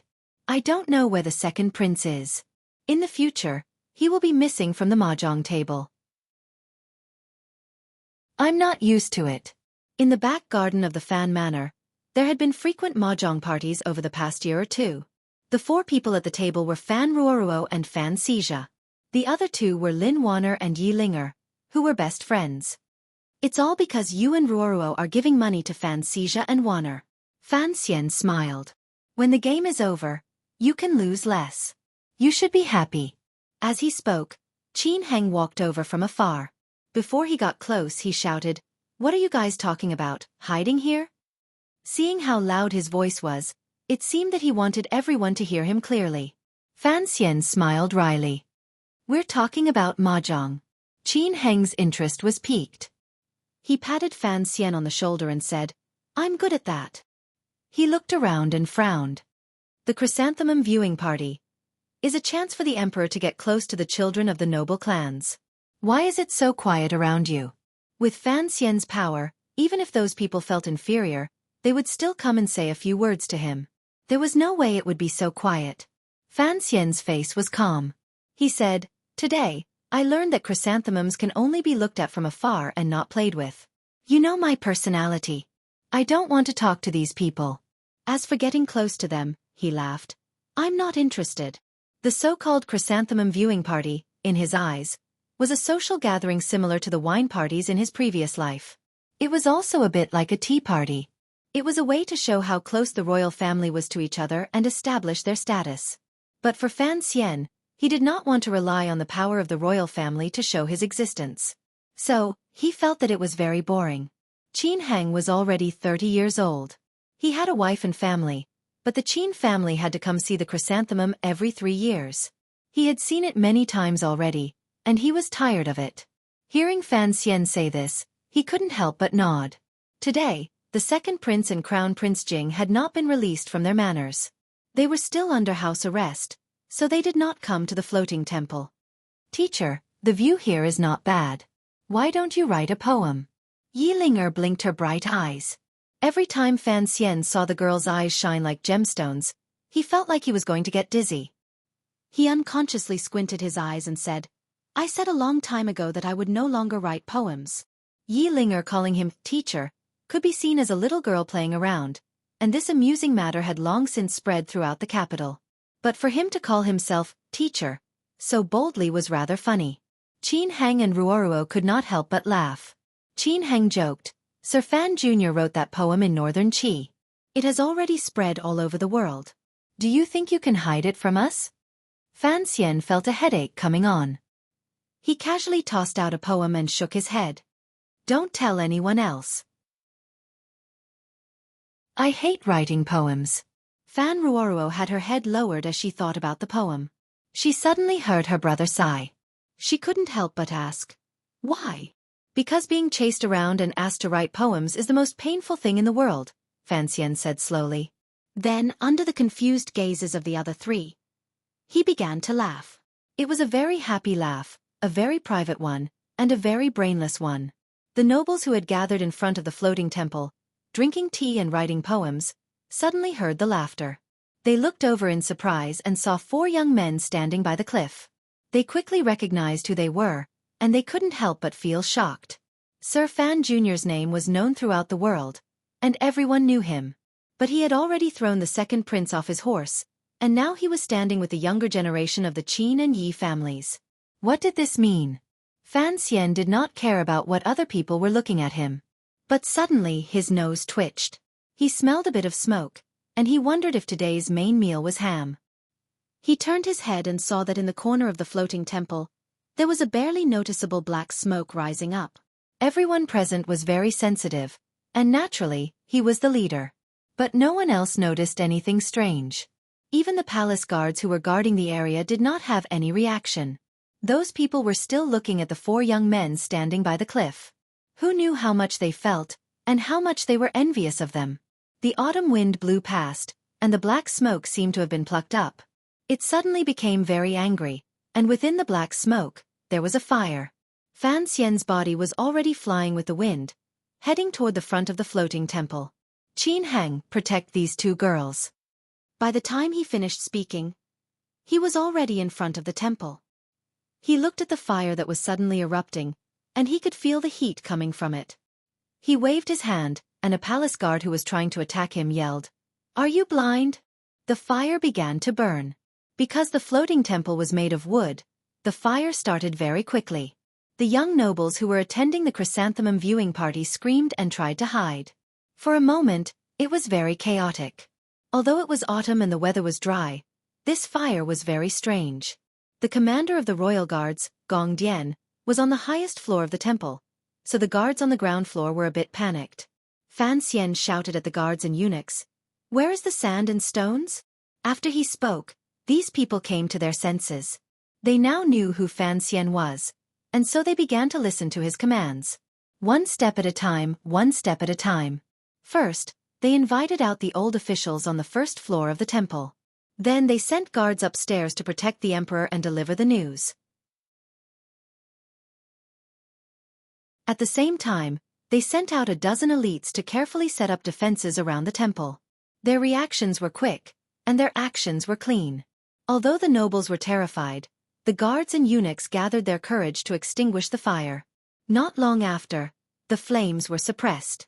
Minister Fan and the other old officials took the opportunity to retreat from the first floor. But the stairs of the floating temple were very narrow, and the messenger was very slow. The people on the top floor could not come down just yet. Seeing that his father was unharmed, Fan Xian felt slightly at ease, but he still felt a lingering fear. He had not expected his earlier fantasy to become reality. If this fire truly spread, the emperor, who was admiring the scenery on the top floor, would probably die. Someone must have started the fire. He did not know how the culprit was able to hide their identity and enter the heavily guarded temple. But the method of starting the fire was too lousy, and Fan Xian found out. Things were not that simple. Fan Xian stood in front of the chaotic temple, and he forced himself to remain calm. He analyzed the situation, but he could not come up with a single clue. But thinking about Warner, who was still on the top floor, his emotions were a little messed up, and it was difficult for him to calm down. He had a bad feeling about this, but he did not dare to go up the stairs. He was afraid of being used. "Fan Xian, go and protect the emperor." Minister Fan walked in front of him and coldly said, "Yes, sir." Fan Xian had been thinking about this for a long time, and he did not have time to study the strange expression in his father's eyes. He led 2 highly skilled guards toward the top floor of the floating temple. But he did not want to use the stairs.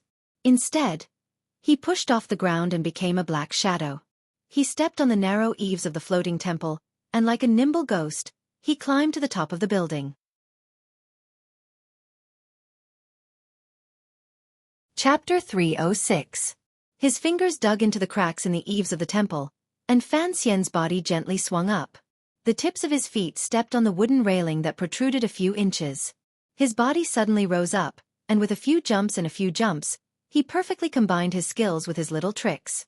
In the blink of an eye, he had already climbed to the highest floor of the hanging temple. The situation on the hill below had already stabilized, and the fire had been extinguished. The nobles of the Qing kingdom were ruthless characters who had been through the fires of war for a long time. After a moment of confusion, they calmed down. Under the orders of a few elders, they set up another layer of defense in addition to the guards. They had to ensure the safety of the hanging temple. At this moment, everyone anxiously raised their heads and saw Fan Xian's silhouette sweep up to the top floor like a bolt of lightning. No one had expected Commissioner Fan to be so skilled, and they couldn't help but exclaim in surprise. Fan Xian's right hand firmly gripped the corner of the eaves at the bottom of the top floor. His left leg was slightly bent, and his left hand rested on the black dagger hidden in his boot. It fluttered slightly in the mountain wind. The top floor was quiet, but he did not dare to rashly barge in. He called out, "I am Fan Xian." It seemed that someone in the top floor said something. Fan Xian squinted and looked into the top floor, which was covered by the windows. Countless rays of cold light gradually disappeared. Only then did he relax. Someone inside said, "Come in." With a creak, the wooden window was pushed open. Fan Xian did not dare to be slow. The muscles in his waist tightened, and his entire body bounced up. He gently snuck into the top floor of the temple with the mountain wind, afraid that he would startle the emperor. His feet landed on the ground, and from the corner of his eye, he saw the guards, who looked as if they were facing a great enemy, slowly take a step back. He knew that if he had rushed in without announcing himself, he would probably have been greeted by countless cold knives. His eyes swept across the building, and he did not see the assassination that he had anticipated. He let out a sigh of relief. Then, he saw the Empress Dowager's shadow flash by in the corridor. Wanner, whom he was most worried about, was supporting the old woman. The mysterious Hong Gongzheng walked at the back with his hands in his sleeves and his body bent. There was a fire below, and the Empress Dowager and the women in the palace had already retreated. "Why are you here?" A dignified but calm voice rang out. Fan Xian only reacted after a pause. Turning around, he bowed to the middle-aged man by the railing on his left and calmly said, "The fire below should be man-made. I am worried about your Majesty's safety." The Emperor of the Qing Kingdom wore bright yellow but clearly casual clothing. He held his hands behind his back and looked outside the railing. The terrain here was very high. At a glance, countless mountains and rivers were in his eyes. The mountain full of yellow chrysanthemums gave off a sense of sternness. The emperor did not seem to be too worried about his own safety. His gaze calmly looked at the great rivers and mountains that belonged to him. The corners of his lips curled up slightly. He revealed a glimmer of mockery toward the officials below the temple, who looked as if they were facing a great enemy. By this time, the Empress Dowager and her lady-in-waiting had already left the building. On the third floor, they regrouped with the imperial bodyguards who had come up to greet them and carefully retreated downstairs. On the top floor of the floating temple, other than the unusually calm emperor, there were also the crown prince, the great prince and the third prince, the 3 men of the royal family, a dozen armed imperial bodyguards, and 4 or 5 accompanying eunuchs. Fan Xian's gaze swept over them, and he could clearly see the defensive power of the building. He couldn't help but feel a flash of worry between his brows. The fire downstairs was clearly strange, but he had quickly extinguished it, so no one had a chance to take advantage of the chaos. However, the hidden assassins must still be in the temple.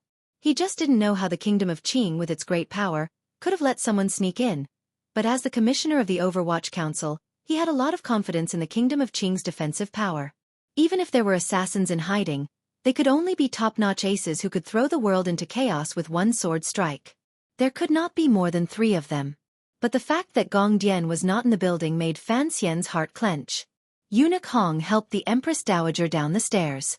This fact made Fan Xian's head hurt even more. Could it be that the assassins had started this fire just to lure the number 1 ace in the palace downstairs? At this moment upstairs, other than the armed guards, it seemed that he was the only true ace. Fan Xian judged the situation in the building with a bit of arrogance. After all, in his heart, the great prince's skills on horseback were not bad, but when faced with this kind of sudden attack, the difference between him and an excellent assassin was too great. Looking at the emperor's expression, it seemed that he didn't care much about this matter. Perhaps this was the steadiness and dominance that a ruler had to display. But Fan Xian didn't want to cause the deaths of countless innocents in the kingdom of Qing because of the occasional injury of this middle-aged man. He frowned slightly and gave the crown prince, who was behind the emperor, who was forcing himself to appear calm. The crown prince was slightly surprised, but immediately knew what Fan Xian was thinking. He bowed to the emperor and said, "Father, the cause of the fire is unclear. Please leave for now." Who would have thought that the emperor would not pay any attention to the crown prince's request? He slowly turned around, and there was a faint self-mockery on his thin face. He looked at Fan Xian and said, "Has the fire been extinguished?" Fan Xian was slightly surprised, and nodded. "It has been extinguished. Then why do you still want to leave?" The emperor's left hand gently stroked the railing. Slowly he said, "In this life, there have been very few times when I have retreated." Fan Xian's expression was calm, but in his heart, he had already begun to curse. He thought, "You like to pretend to be cool and play with excitement, but I have no such interest." In a low voice he said, "Although there have been no unusual movements, this place is high up on the peak. It is the most difficult to guard against. Please, Your Majesty, think of the world and immediately return to the palace." Using the world to admonish an emperor was the most effective method in court dramas in his previous life. But it was clear that it had no effect on the emperor of the kingdom of Qing. Instead, he turned around and coldly said, "Fan Xian, you are the commissioner of the Overwatch Council. If someone dares to assassinate me, that would be a dereliction of duty on your part. Do you want me to be punished by not being able to admire the flowers because of your dereliction of duty?" Fan Xian was angry and bitter. He thought that he was only the commissioner of the Overwatch Council. Although the 6th Bureau was indeed in charge of this part of the business, the chrysanthemum viewing banquet had not allowed the council to interfere. How could he have predicted the enemy's actions? However, he immediately thought of the Overwatch Council's network of spies throughout the world. Recently, they had indeed not heard any news. There were only 2 or 3 powers in the world who dared to act against the Qing royal family. Those 2 or 3 powers had been quiet recently. Dongyi, which was the most difficult to guess, had also maintained its calm. Sigu Jian had always been an important target of the Overwatch Council's observation. They could confirm that he was still in Dongyi.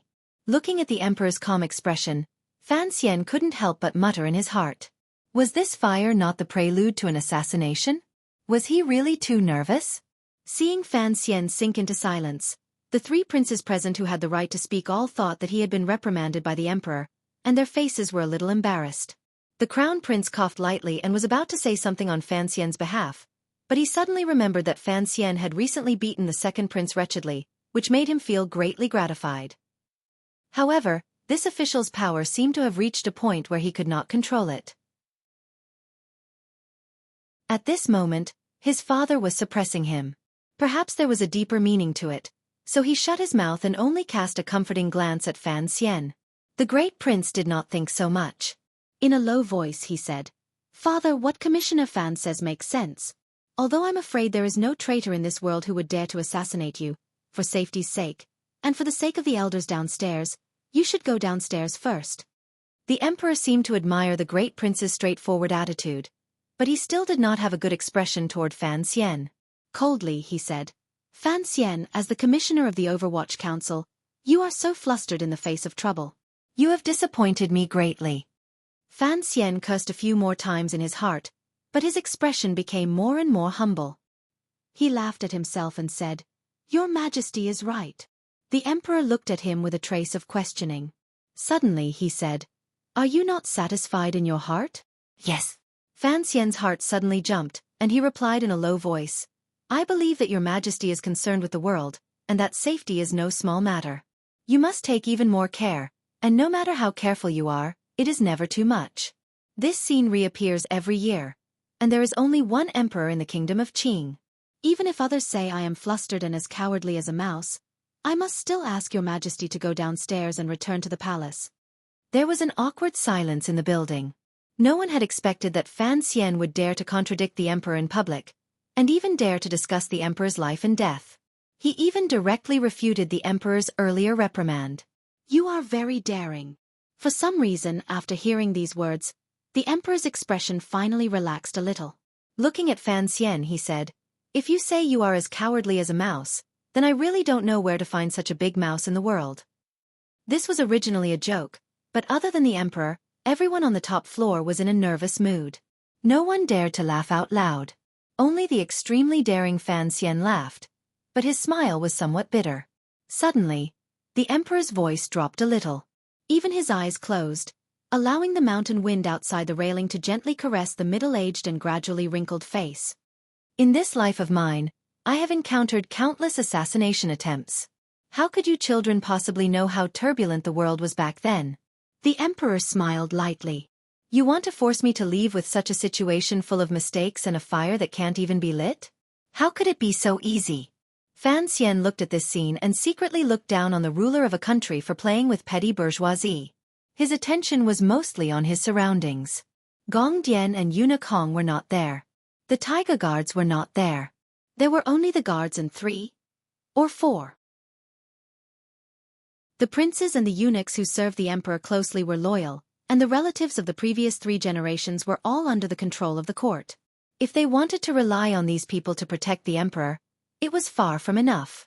In particular, Eunuch Hong had left with the Empress Dowager, which made Fan Xian very worried. Suddenly, his heart jumped. He thought of a very subtle matter. If the emperor was attacked at this time, as the commissioner of the Overwatch Council, wouldn't he bear the greatest responsibility? Why hadn't his father thought of this when they were downstairs? Eunuch Dai said in a loud voice. In his life, the emperor has been attacked 43 times. He has never retreated a single step. Fan Xian was stunned for a moment.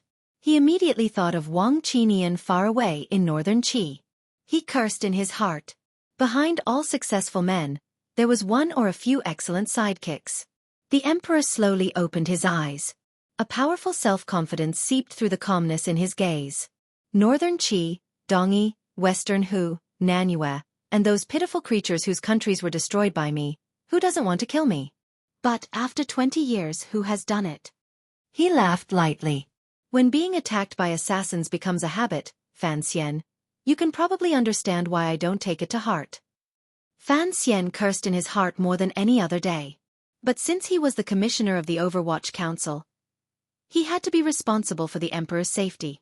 Most importantly, he didn't want to be the biggest black pot in the world. And so, he didn't let it go. Thickening his skin, he bravely urged the emperor to return to the palace.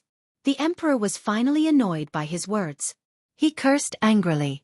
How did Fan Xian raise such a good-for-nothing? How did Chen Pingping take a fancy to you? Fan Xian's face was full of smiles, but he continued to curse in his heart. If you have the ability, teach me yourself. This should be your job. The situation had long since calmed down. Even the most powerful assassin could only take the opportunity to escape. Otherwise, when the Imperial Guard spread out their nets and searched the mountain, there would be no good ending. So the mood of the people in the building relaxed a little.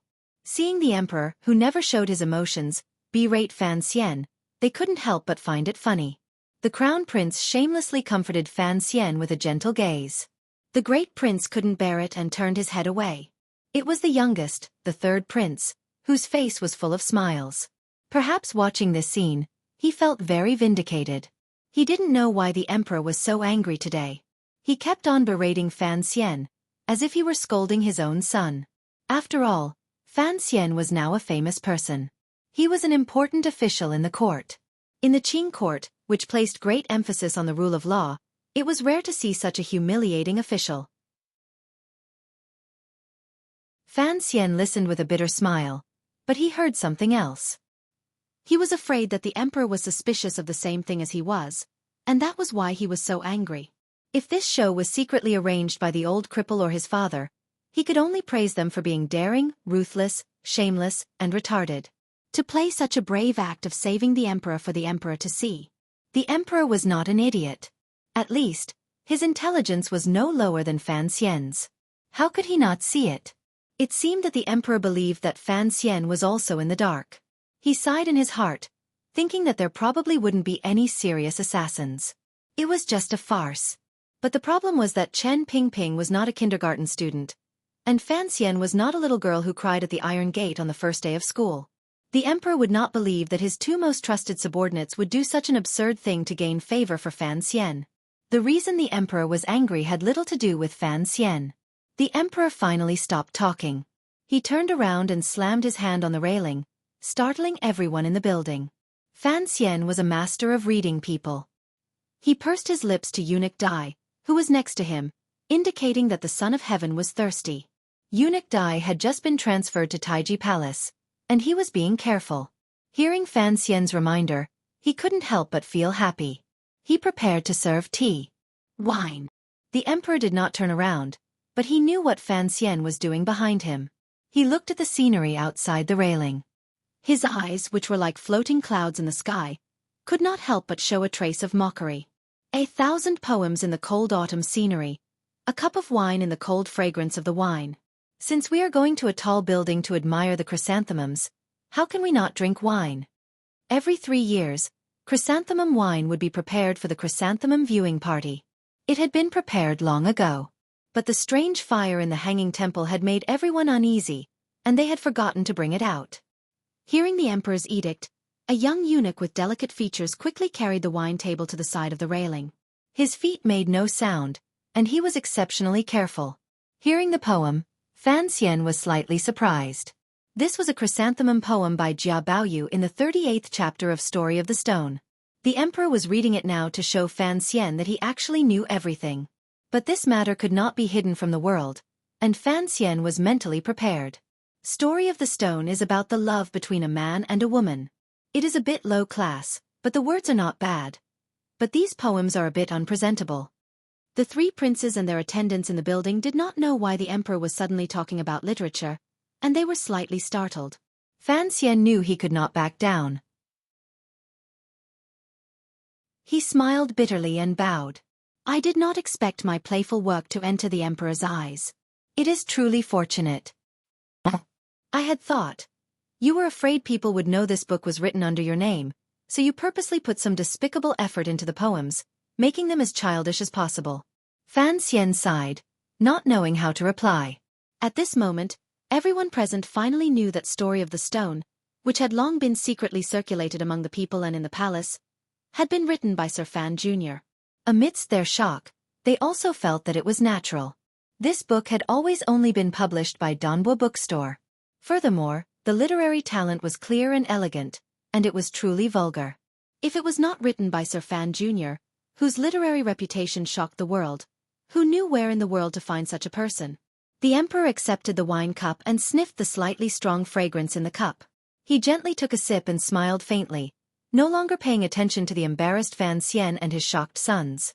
There were 2 cups of wine on the plate. Originally, the emperor and the empress dowager each had a cup. At this moment, the emperor had already taken a cup and drank it. There was still one left, and the empress dowager had already come downstairs. He did not know how to divide it. He looked at the crown prince and then at the great prince. His brows furrowed and then relaxed. Unconsciously, he pointed his finger at Fan Xian. Suddenly, he realized something was wrong. Halfway through, he very stiffly turned his finger and pointed at the smiling and shocked third prince hiding in the corner. The third prince was still young. With a pained expression he said, "Father, I don't like to drink." Words like this could only be said by a child. Otherwise, he would not be convicted of the crime of disobeying an imperial edict. The emperor's expression darkened. Coldly he said, "You dare to do things stronger than wine. Are you afraid of a cup of wine?" The third prince's expression was pained. Pressed down by this icy aura, he was so frightened that he almost cried. He quickly gave his thanks and walked with his little feet to the railing.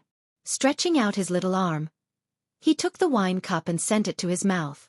With a crisp clang, the wine cup in the third prince's hand fell to the ground and rolled far away. He stared dumbfoundedly at the cold light coming toward him. It was as if he could not understand why this guard wanted to hack him to death. He was just drinking a cup of wine. After all, he was a prince. He had grown up in a very complicated and often dangerous situation. The little boy immediately reacted. Someone was trying to assassinate him. Behind him was the emperor. If he covered his head and ran like a rat, then this snow-like knife would cut directly into the emperor's body.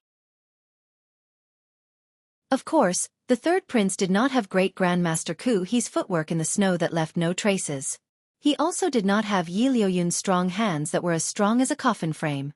No matter how valiantly he blocked in front of the emperor, this startling knife would probably cut him in half and take the emperor's head along the way. Dodging or not dodging was the same. Thus, the third prince chose the most correct method. He stood rigidly where he was and stared at the assassin's blurry face in the flash of the knife. His legs trembled. His pants were completely wet. Without a care for anything else, he began to scream shrilly. Ah! Before the shrill cry rang through the top floor, everyone present had already discovered the truth of the assassination. No one had ever thought that there would be an assassin among the internal guards of the Qing royal palace. Thus, when the knife carried a startling aura and chopped toward the emperor holding the small wine cup by the railing, no one was able to react. Thus, the knife broke through the defensive circle of the guards. Only Fan Xian was an exception. He exhaled, turned his wrist and threw out a punch.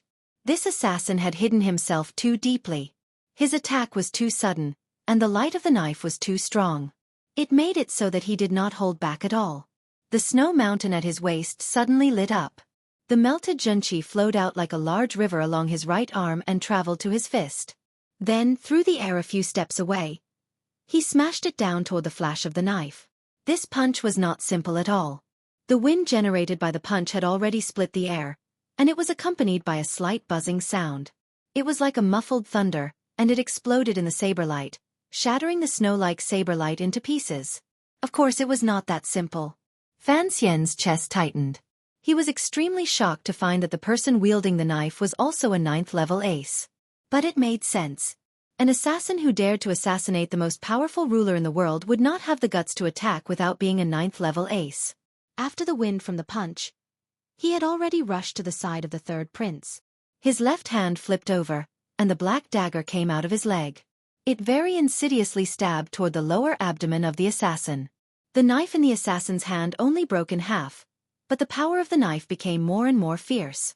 It was even faster, as if he was going to fight with his life on the line. The guards had finally woken up. They yelled and came over to Fan Xian's side. Even if this assassin was a 9th-level ace, there was nothing he could do. But at this moment, the cloud in the sky in front of the hanging temple floated away. It revealed the sun, the blazing sun. There was a flash of light, and the building was suffused with a ghastly white color. Then, an assassin dressed entirely in white appeared, holding a plain, ancient sword in his hand. No one knew how this assassin had appeared on the top floor, and no one realized that he had used the sunlight as a disguise to approach the emperor. 2 sounds of wind breaking rang out. The 2 guards by the emperor's side were the first to react and pulled the emperor back. The price they paid was that their throats were slit and blood sprayed out. They didn't even have time to pull out their knives before they fell to the ground. A man in white, holding an ancient sword, stabbed straight at the emperor's face. The emperor, who had said he would never retreat in his life, was finally dragged back a few steps by the fearless guards in front of this sword that seemed to come from the heavens. At this moment, the soul-stealing tip of the sword was still a foot away from him. But everyone seemed to feel that the tip of the sword had already pierced the emperor's throat. Everyone knew that the emperor of the Qing kingdom did not know martial arts. A few more guards roared and blocked in front of the emperor. Things happened suddenly, and everyone was worried about the emperor's safety. So these guards chose the most direct method, which was to use human flesh to block the opponent's sword. Blood sprayed everywhere, but the emperor's eyes were still calm. He stared fixedly at the white-clothed assassin who advanced without stopping, who was one with the swordsman. The bodyguards were strong enough. They just needed time to react. Eunuch Hong and the only 2 level 9 strongmen of the Yi family and the Qin family were still under the floating temple. As long as they could stop the swordsman in white for a second, they could save the king's life. But who would stop him? The guards had already done what they were supposed to do. They knew that with an assassin among their colleagues, it would be difficult for them to survive. In order to keep their families alive, they had already used all of their abilities.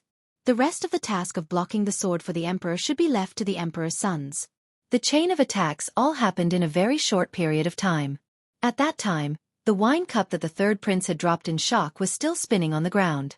The first prince, whose face was filled with shock, was about to rush in front of his father and help him block that murderous ancient sword. However, he only had time to take 2 steps, and his heels had not even touched the ground. At that moment, the black, thin and long dagger that Fan Xian had thrown out was still a few inches away from the assassin's stomach. But he already felt the shocking power of the sword behind him. The sky was full of blood, like a mountain of chrysanthemums blooming. The bodies of the guards, who had died with their eyes open, flew through the air. They did not understand how the white-clothed assassin could be hiding above the hanging temple, when they had already checked it. Everything seemed to be in slow motion. It was very detailed and shocking in front of Fan Xian's eyes. He could even see clearly from the corner of his eyes that the crown prince's face was full of sorrow as he rushed toward the emperor. His loyal and brave appearance was very touching. Unfortunately, the crown prince stepped on the wine cup that his brother had accidentally dropped. He slipped and almost fell to the ground in a comical position. It was fate. At that moment, only Fan Xian, who was closest to the emperor and had the fastest reaction, could be this loyal and filial son. The hair on the back of Fan Xian's neck stood up. The murderous intent on the sword behind him was purer than that of the 9th-level assassin in front of him. It was more violent. In a very short period of time, it had aroused the anger buried deep in his heart. He was confident that in this moment, he could save the emperor and the third prince, but he would definitely be severely injured by the white-clothed assassin behind him. But he decided to take the risk. This was such a good opportunity, and the stingy Fan Xian did not want to miss it. This was such a strong enemy, and the competitive Fan Xian did not want to miss it. But at that moment, what made Fan Xian feel a little cold was that the assassin's last move had finally been made. This time, the opponent had used a spy that had been buried in the palace guards of the Qing kingdom for 10 years. He had also paid an unknown price to invite the white-clothed swordsman. He had risked his 10 years of hard work in the Qing kingdom to lure Eunuch Hong away. He had acted at the right time to create this wonderful situation. However, the 9th-level assassin was not a killing move. Even the white-clothed swordsman who had struck out with a mournful sword was not a killing move. The real killer move came from behind the emperor of the Qing kingdom. After the emperor was forced back a few steps by the white-clothed swordsman's sword, the handsome little eunuch, who had brought the chrysanthemum wine, stood in front of the emperor. He flipped over the wine table and reached into the pillar. Like a magic trick, he pulled out a grey dagger and viciously stabbed it toward the emperor's back. The dagger was hidden in the wooden pillar of the hanging temple. The hilt was painted the same color as the wooden pillar. After so many years, no one could discover that there was a murder weapon hidden there. No one knew how long the dagger had been there, and no one knew how long the other party had planned to assassinate the emperor of the Qing kingdom. Looking at the patience and careful planning, it was clear that the other party was determined to succeed. What was most needed to assassinate the ruler of a country was not power, but determination and courage. At this moment, in front of the emperor of the Qing kingdom was a long sword that was overflowing with an ancient aura. Behind him was an extremely old but extremely slippery dagger. There was no chance for him to turn around. Fan Xian knew that this was the most dangerous test he had faced since his rebirth. It was even more terrifying than the battle with Hai Tang on the meadow. But before he had time to sigh, he had already unconsciously made what he thought was the right choice. The black dagger left his hand and stabbed toward the other party's eyes. He knew he was not an immortal. Even if Uncle Wu Zhu or the 4 great grandmasters appeared in his position, it would be impossible for them to repel the assassin in front of them, protect the third prince's life, fight the white-clothed swordsman head-on, and still have enough time and power to help the emperor deal with the eunuch behind him. The little eunuch in the palace did not have much martial arts, but the old short sword in his hand was the most deadly thing. So he chose to save the third prince first, and then the emperor. Although this choice would later seem to be disgraceful, in Fan Xian's eyes, the third prince was only 8 years old. He was still a child. If he wanted to save someone, he had to save the young first. The black dagger was like a black snake, stabbing toward the space between the eyebrows of the first assassin. His opponent had planned this in great detail. Of course, he knew that Fan Xian's most terrifying move was this black, slender dagger. According to legend, it was an inauspicious object that had been personally blessed by the old freak Fei Jia. The 9th-level assassin did not dare to be careless. With a flash of his half-straight knife, he viciously threw the dagger down the stairs. He wanted to see how Fan Xian, who was praised by the world as a master of both the pen and the sword, could withstand his knife when he had lost his weapon. Just as the dagger flew out of the railing, Fan Xian quickly turned around, exposing his back to the assassin. In the process of turning around, he moved so fast that no one could see it clearly. He fiddled with his hair, and used the momentum to swing the dagger behind him.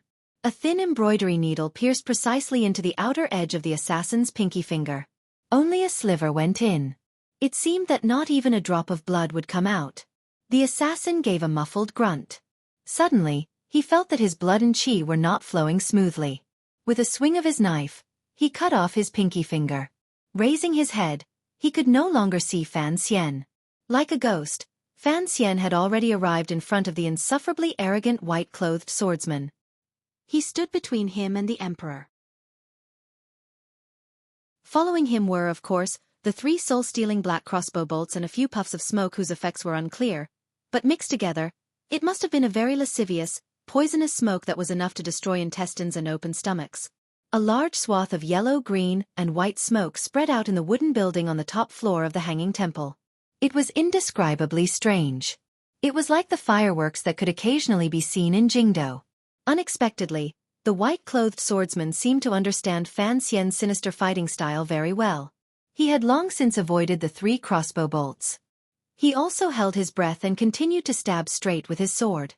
It pierced through 1,000 mountains, crossed 10,000 rivers, broke through the smoke, and headed straight for Fan Xian's face. At this moment, Fan Xian, who had used all of his tricks, was in front of the emperor. Even if the sword stabbed forward, it would first stab Fan Xian's body.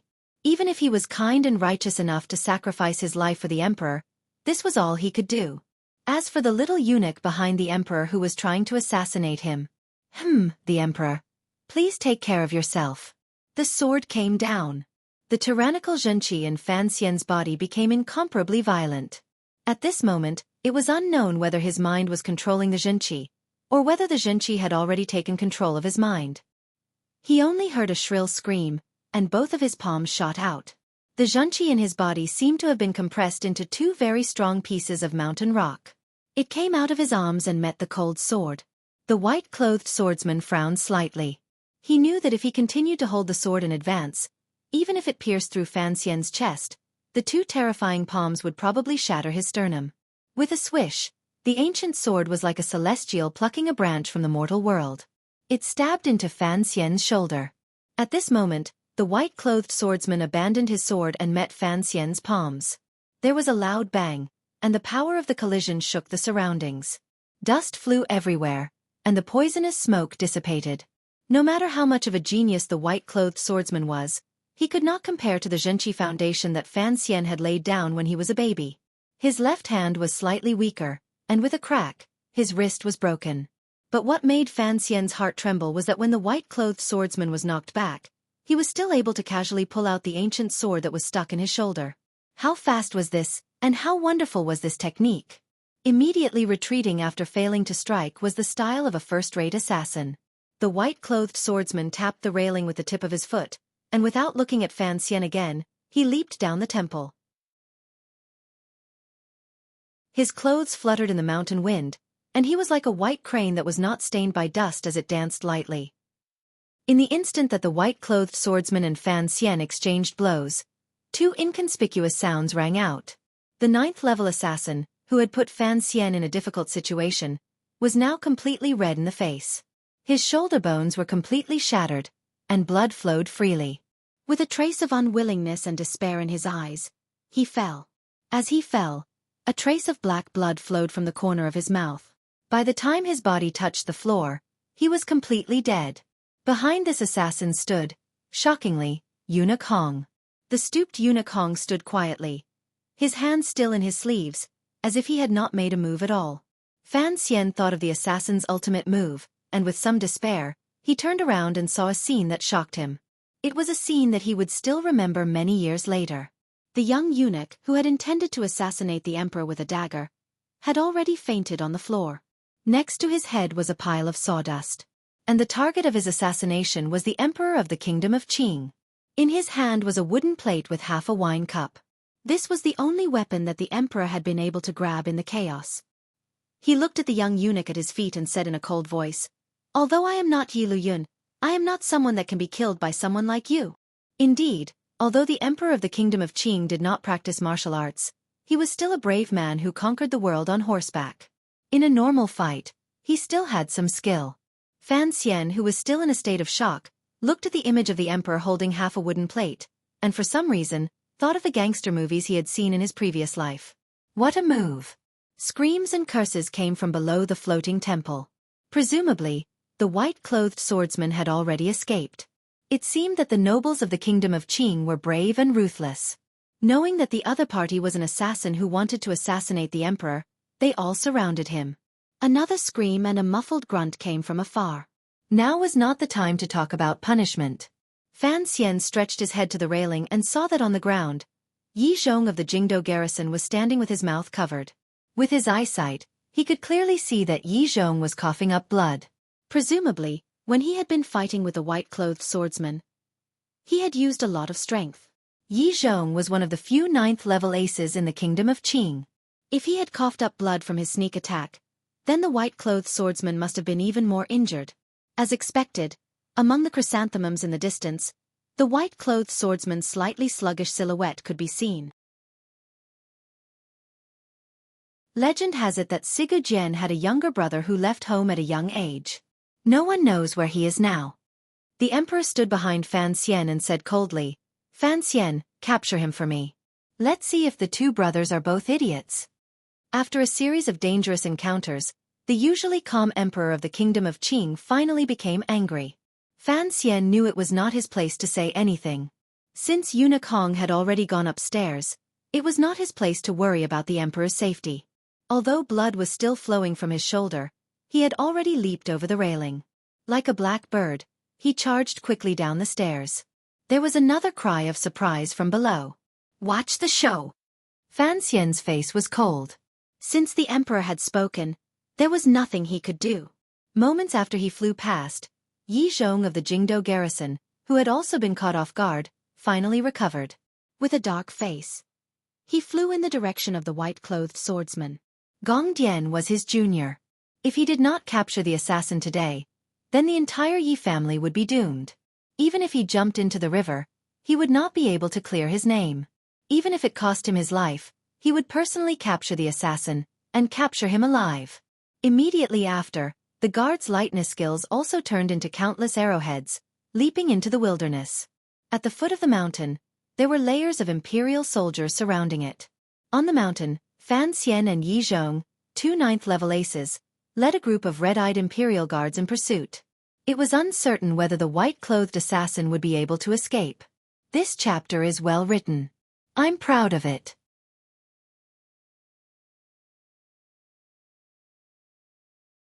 Chapter 307. I can't be proud of myself anymore. I reread the first chapter and found that there were many typos and small problems. I fixed it, but I don't know if it's finished or not. Also, when I reread it, I found that it wasn't as good as I thought it was. But, honestly, I like this chapter.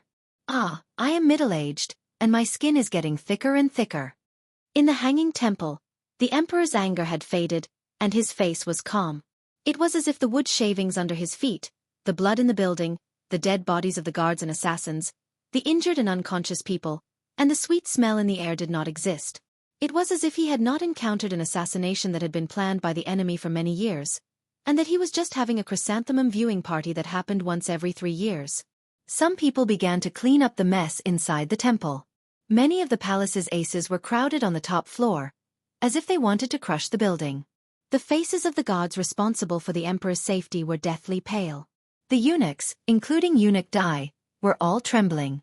They didn't know what changes the emperor's assassination would bring to their fate, or if it would directly stop their fated journey. The crown prince had already climbed up from the ground. His face was wet with tears. He knelt in front of the emperor with his eldest brother and apologized. "I am useless and I have frightened you." The great prince spoke with a heavy tone. He had killed countless enemies in the West, but he did not expect that when the assassins came, he would not even have the ability to react. And Fan Xian, whom he had looked down on, was skilled and quick to react. Once you enter the 9th level, you are no longer ordinary. Although you are my sons, it is natural that you could not react in time to these fugitives. The emperor did not seem to have any intention of blaming his sons. He only glanced at the 9th-level assassin who had died in the hands of Eunuch Hong in the corner, and then at the wine cup that the crown prince had stepped on and broken. He frowned. He gently held the frightened third prince in his arms, but his eyes were focused on the chrysanthemums that covered the mountain below.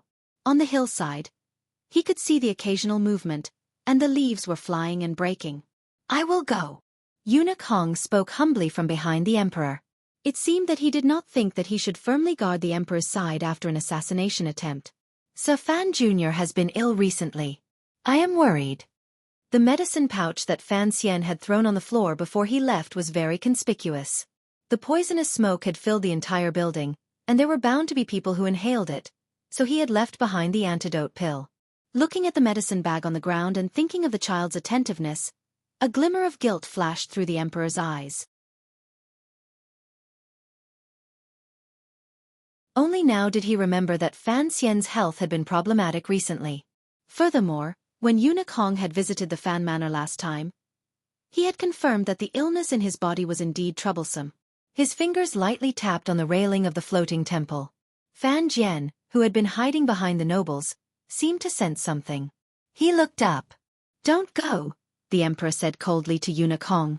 "I will send someone." As soon as he finished speaking, a few strange noises came from the valley below the floating temple. A few shadows rose from their hiding places, carrying long knives. They followed the steep mountain rocks and rushed into the sea of flowers. Not long after, they passed the palace guards, who had set off earlier, and followed the trail of the three people in front. They were the tiger guards. There was a temple in the mountain, and in front of the temple was a ravine. However, the ravine was a bit steep. Fan Xian ran through the ravine and the fields. Occasionally, he would reach out and pluck away the branches that came his way. He smelled the faint fragrance of the crushed chrysanthemum petals, and it was like he had eaten opium. The Xueqi in his body followed the two paths, and it quickly replenished his energy and strength. His feet seemed to have grown eyes, and they landed on the rocks below. His body was like a black dragon, and he rushed down the mountain at an astonishing speed. When it came to jumping off a cliff, other than Wu Zhu, there was no one in the world who could be faster than him. Furthermore, after today's battle with the white-clothed swordsman, his internal training had been greatly shaken. His Xueqi was abundant, and his mental state was at its peak. The injury on his left shoulder was nothing. Dozens of feet in front of him, the faintly discernible white figure's movements could be considered exquisite. It gathered and dispersed like a cloud and gently resisted the downward force. Its speed did not decrease, but in the end, it could not compare to Fan Xian's acceleration through gravity. The distance between the two of them grew smaller and smaller. As for the imperial guards who were still searching for a way down the mountain, they were already left far behind. Even the famous Lord Yi Chong, whose cultivation was obviously focused on the word zhong, was left behind by a long distance. Before the tea was cold, the two of them had already rushed to the foot of the mountain. Seeing the flag of the imperial army in the distance, Fan Xian let out a sigh of relief. But he was surprised to see the white-clothed swordsman in front of him slanted and forcefully changed his direction. He brushed past the edge of the sparse forest at the foot of the mountain, and rushed west. They had already stepped onto flat ground. Fan Xian's speed should not have been slower than the white-clothed swordsman, but the white-clothed swordsman had clearly suffered a great loss from Yi Zhong's palm. He could not increase his speed, and so Fan Xian followed him closely. But seeing the direction his opponent had chosen, Fan Xian could not help but feel a chill in his heart. Communication between the mountain and the foot of the mountain was not easy. Even if news of the emperor's assassination had already spread, the imperial soldiers at the foot of the mountain would not be able to respond immediately. Moreover, the direction the white-clothed swordsman had chosen was the most difficult place for the imperial soldiers to cover. It was a primitive forest. Although the area of the forest was not large, it was enough to cover the white-clothed swordsman's escape. He chased in silence, hoping that the commander of the imperial army would not forget that direction because of Gong Dian's negligence. What comforted him was that the area outside the forest was clearly guarded. The white-clothed swordsman, while running at high speed, forcefully changed his direction again, cutting through in the direction of the 2 o'clock. Fan Xian followed closely. The white-clothed swordsman turned again. Fan Xian followed again. After several sudden changes in direction, the white-clothed swordsman beautifully maintained the distance between him and the imperial soldiers in the distance. Fan Xian had no extra energy to call for help. With a whoosh, the white-clothed swordsman suddenly sped up, sweeping towards the surface of a lake in front of him. After Fan Xian gritted his teeth and followed, he realized something with some fear. He had already followed the assassin through the imperial army's encirclement at the foot of the mountain. There was nothing in front of him, and no one was guarding it. Fan Xian's heart trembled. He could not understand how the white-clothed swordsman had escaped the watchful eyes of the imperial army. Other than the fact that the two of them were fast enough, The only explanation was that the white-clothed swordsman was terrifyingly familiar with the arrangements of the imperial army, as well as the Qing court's emergency response. Fan Xian remembered that Gong Dian had not appeared in the floating temple today, and he felt a chill crawl up his back. But now was not the time to think about schemes. Yi Zhong was too heavy, and the guards were too slow. There was no one beside him. If he let this assassin disappear before his eyes, Fan Xian knew that he would be in big trouble. He could not turn back. He could only fly. He could only give chase. Fan Xian had full confidence in his tracking skills, especially on that night on the shores of the North Sea. He had led a few tiger guards and chased Xiao En, who had once dominated the world, into a miserable state.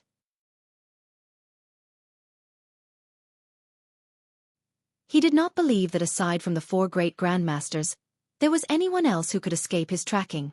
But today, a series of surprises came one after another, and it made him feel a little cold. First, the assassin was able to easily pass through the Imperial Army's encirclement, and then he displayed a very strong ability to escape.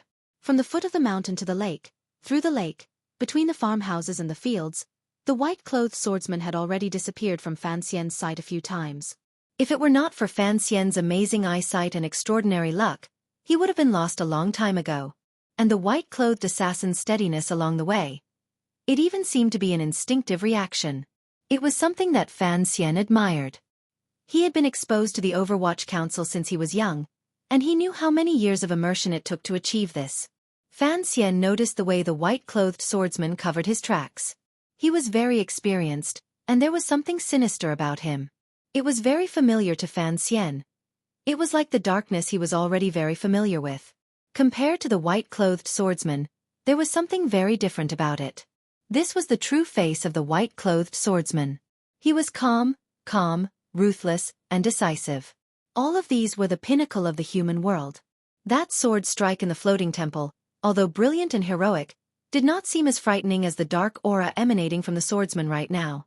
The true power that the swordsman displayed had long surpassed that of the old Xiao En, and was even greater than Fan Xian's true power. Fan Xian was becoming more and more alarmed. At the floating temple, he had been too impulsive, too hot-blooded. Now that he had calmed down, he could properly assess the power of the swordsman's strike. If Yi had not injured the swordsman, perhaps the only thing Fan Xian would have done now would have been to immediately stop and get as far away from the white-clothed man as possible. In front of the two of them, the capital was in sight. The city walls were tall and imposing. With a roar, the white-clothed swordsman did not stop. He single-handedly took off his snow-white robe, revealing a simple set of clothing underneath. It was similar to what the commoners of the capital would wear. The white robe fell into the mud. A moment later, the tip of a foot lightly touched the cloth, and a shadow quickly flew past. Fan Xian looked at the swordsman, who had already disguised himself as a commoner. His admiration for the swordsman was at its peak. His opponent did not flee to the outskirts like the other assassins. Instead, he walked right into the trap and killed his way into the capital. There were tens of thousands of people in the capital, and if the swordsman was able to blend in with them, he must have had a reliable identity. Even if the Overwatch Council mobilized all of their forces, they would not be able to find him. Today, the royal family had gathered at the floating temple, so the security of the capital was naturally lax. The soldiers at the gate felt their vision blur, and after rubbing their eyes, they did not know what had happened. Fan Xian could see clearly that the swordsman had already blended into the crowd of the capital. He was not afraid of shocking the crowd, and so he rushed straight through the gate. When he entered the city, he was not blocked, and he was still able to follow the assassin. In the complicated situation of the capital, it was the time to truly test the abilities of the assassins in the dark. Fan Xian used all of his skills to not lose sight of the shadow-like figure in front of him. Fortunately, he was in a good state of mind, and his speed did not decrease. The silent pursuit and counter-pursuit took place in the private residences and alleys of the capital. Perhaps it was not as dangerous as last time on the shore of the North Sea, but the degree of tension was much greater.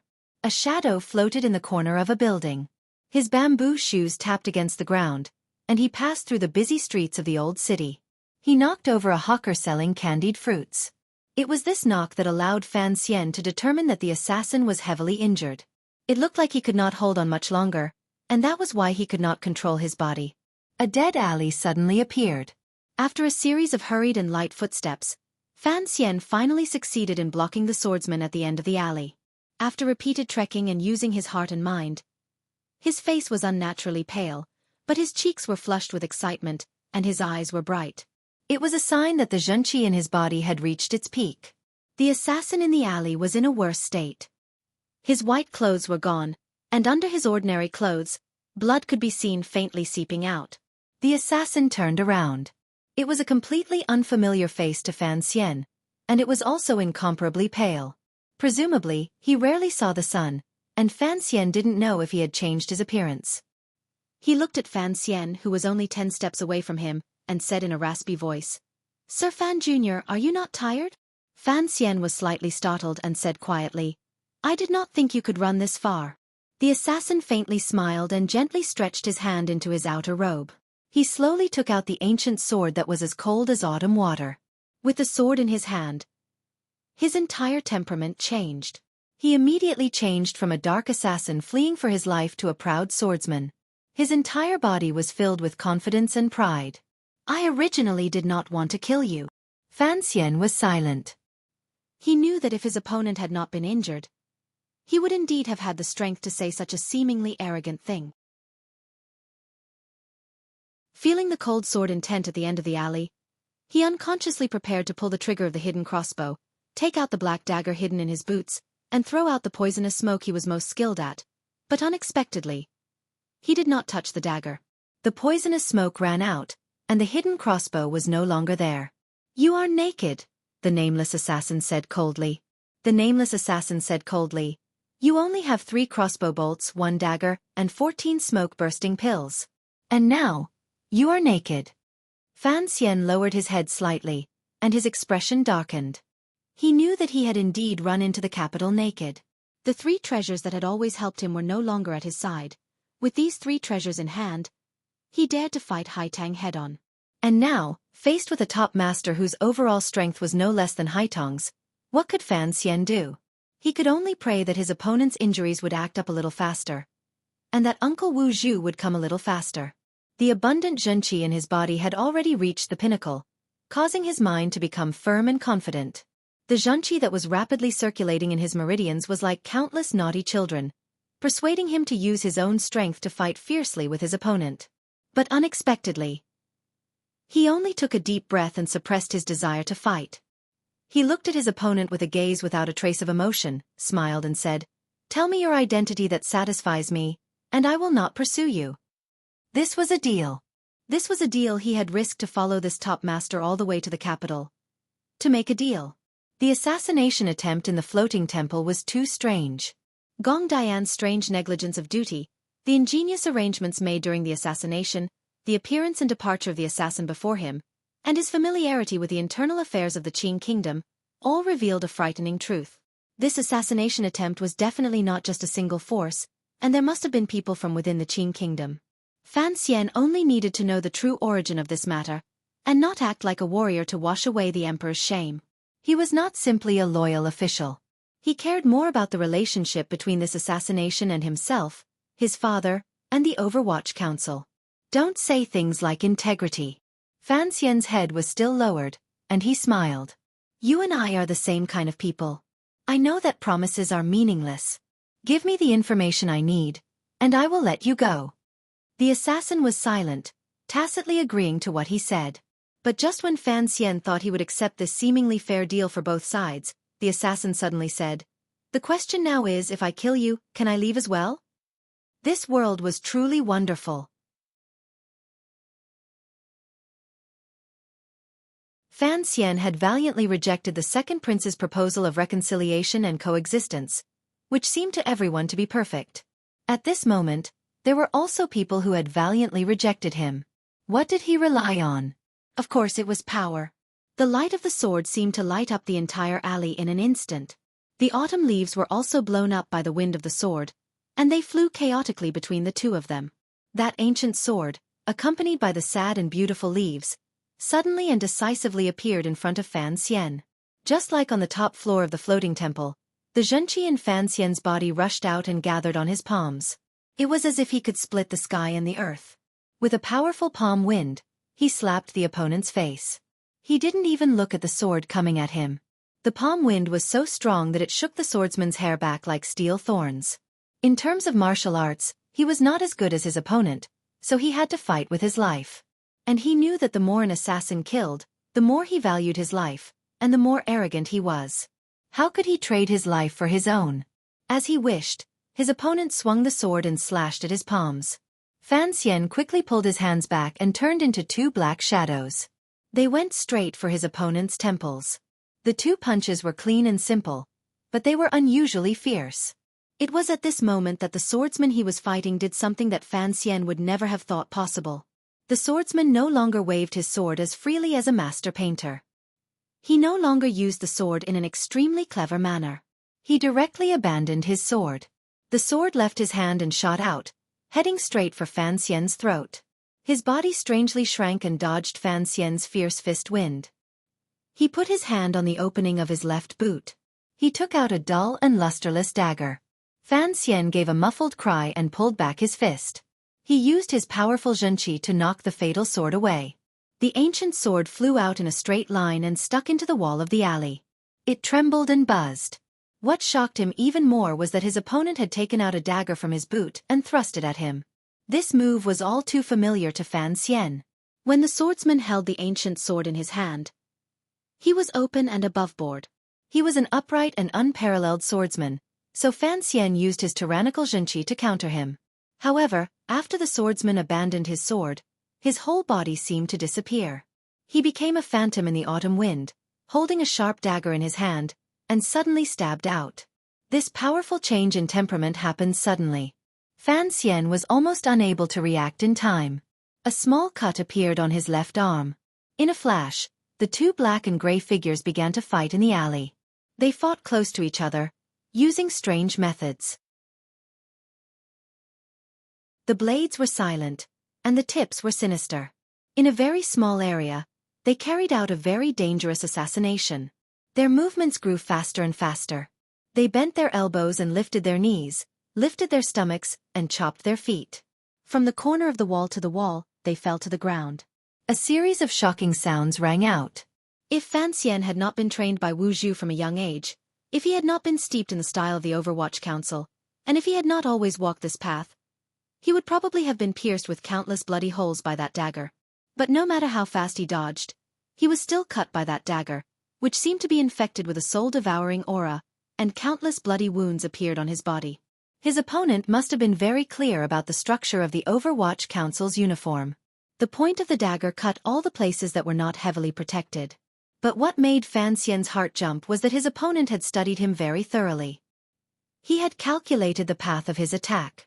The little tricks that he relied on to save his life were always predicted and dodged by his opponent before he could use them. Whether it was the pinky, the eyeball, the pinch, or the elbow. All the shameless, dirty, and sinister moves lost their effectiveness. A pale gray light flashed before Fan Xian's eyes. The tip of the dagger pierced straight down. This made him think of Wu Zhu's staff. It made him think of Wu Zhu's words. Straight, ruthless, and accurate. The reason why Fan Xian could still reminisce about the past, even when he was about to die, was because he still had a move called the coffin breaker. There was still a blade hidden in the tips of his boots. With a flick of his hand, the violent Xueqi in his body burst forth.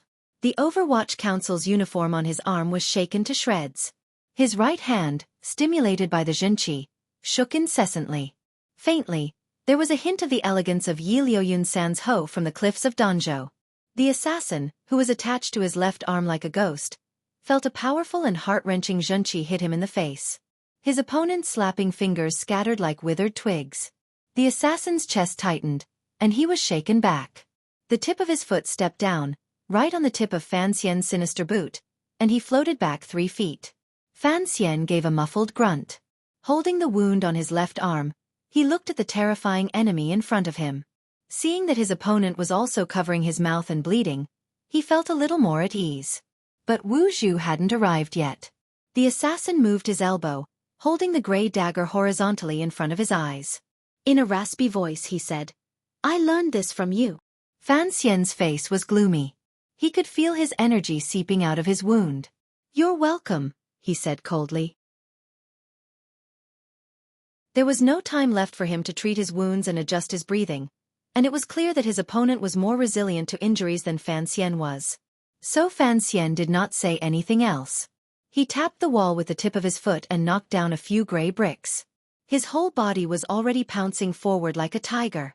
The assassin took a step back, leapt up, and backhanded his dagger, stabbing towards Fan Xian's temple. Fan Xian's figure paused. His aura changed from ruthlessness to softness. His entire body took a risk as he circled a small circle around the dagger. A cold light flashed between the two fingers of his right hand. He extended them out like a ghost from behind his neck. In an instant, he was about to gently pinch the poisonous needle and stab it into the hand that held the dagger with unusual stability, between the thumb and index finger. But he didn't expect that the dagger the assassin used to backhand was a feint. When the tip of the needle reached out, his opponent had already calmly pulled back the dagger by 3 inches, allowing the poisonous needle to stab into the horizontal surface of the dagger. The tip of the needle was a few inches short, and it seemed extremely fragile. Immediately after, the assassin's knee struck the back of Fan Xian's waist. A sharp pain made him turn his body sideways, and then he saw that the terrifying dagger was only a short distance away from his chest. Looking at the dagger, Fan Xian felt hopeless. His opponent had been so well prepared that he even knew the location of his 3 life-saving hairpins. And Wu Zhu still hadn't arrived. Receiving a heavy blow to his waist, Fan Xian's muffled grunt turned into an extremely berserk cry. Ah! At the moment of life and death, he finally stimulated the greatest potential in his body. He absorbed all of that powerful killing power into the snowy mountain, urged his powerful Xueqi to move to his arms, and clamped down on the dagger. His palms clamped down on the dagger, and there was a very unpleasant hoarse sound, as if a red-hot iron was slowly scratching across the coarse soles of his feet. The two of them were so close that Fan Xian could see the glimmer of a smile in his opponent's eyes. Things like bad luck always came together. At this moment, Fan Xian had already reached the most dangerous moment. The biggest hidden danger in his body had finally exploded and let out a fatal roar. The ruthless Xueqi was like a disobedient child or a beast that was difficult to tame. Unusually unsteadily, it began to pulse through his meridians. The accumulated Xueqi in the snowy mountains seemed to have finally broken through its limit following this exhausting battle. It exploded. In such a short moment, Fan Xian already felt a pain he had never felt before. Every nerve in his body that could feel felt as if it had been torn apart. It was incomparably painful. The Xueqi in his body wildly broke through the walls and charged into his body. In a moment, it disappeared into his organs and could no longer be moved. Without all of his Xueqi, his palms were powerless. With a soft sound, the dark dagger that had been unable to truly stab Fan Xian pierced into his chest in such a simple and even somewhat absurd manner. Fan Xian loosened his palms and looked incredulously at the dagger that had suddenly appeared in his chest. He could only see the back of the dagger. Even the top assassin seemed to be stunned. He looked stupidly at the dagger in Fan Xian's chest and did nothing else. After an indeterminable amount of time, the pain finally reached Fan Xian's brain. Only then did he understand that he had been stabbed deeply. He was afraid that his little life would be lost in a small alley in a different world. He was unwilling. There were still many things he had not done. He had not had a child, had not copied the 78th chapter of Dream of the Red Chamber, had not gone to the palace treasury to see Yi Qingmei's furniture, had not gone to the temple to peep, had not stood in the great hall of the royal palace to announce his identity to the world. Most unwilling of all was, "Blind man, why haven't you come yet?" Accident. Surprisingly, other than Fan Xian, who did not forget his previous life, Zhou Xingxing, the person who said these 2 words was also the swordsman opposite him. However, Fan Xian said it with great unwillingness and the other person said it with great innocence. The assassin finally let go of the dagger in his hand. Fan Xian's legs softened, and he fell to the ground. When the Qing Emperor's most elite tiger guards finally arrived at the alley with great difficulty, they did not have time to participate in this fierce battle. They only had time to watch a commoner-like person let go of the dagger in Sir Fan Jr.'s chest. Then he became a black shadow and swept past the wall at the end of the alley. As for Sir Fan Jr., the incomparably powerful figure that these tiger guards secretly talked about, he fell stiffly to the ground in the alley like a drunkard. After him, one of the tiger guards growled in a low voice, "Split into 2 and rescue him first." The leader of this group of tiger guards, Gao De, had a murderous and gloomy face. He crouched beside Fan Xian and looked at the young official who had brought him to northern Qi. He was extremely nervous and worried. After an indeterminable amount of time, a voice finally rang out in the alley. "I won't die." Fan Xian leaned against Gao Da's chest, panting. He looked at the large patch of dark red on his chest. It wasn't deep enough, but, quickly get the royal doctor. Go to the manor and find my sister to get an antidote, and ask His Majesty to urgently summon Fei Jie back to the capital. My life is important. Having said this, Fan Xian closed his eyes and fainted. But before he fainted, he used his somewhat blurry eyes to look at the mud wall that the assassin had escaped through. The strange situation after the accidental injury had already allowed him to vaguely guess the identity of that terrifying assassin. But this matter was too complicated, too frightening. So frightening that he would rather unconsciously let himself fall unconscious than continue thinking about it. To be continued. If you want to know what happened next, please log on to www.cmfu.com. There are more chapters. Support the author. Support the original reading.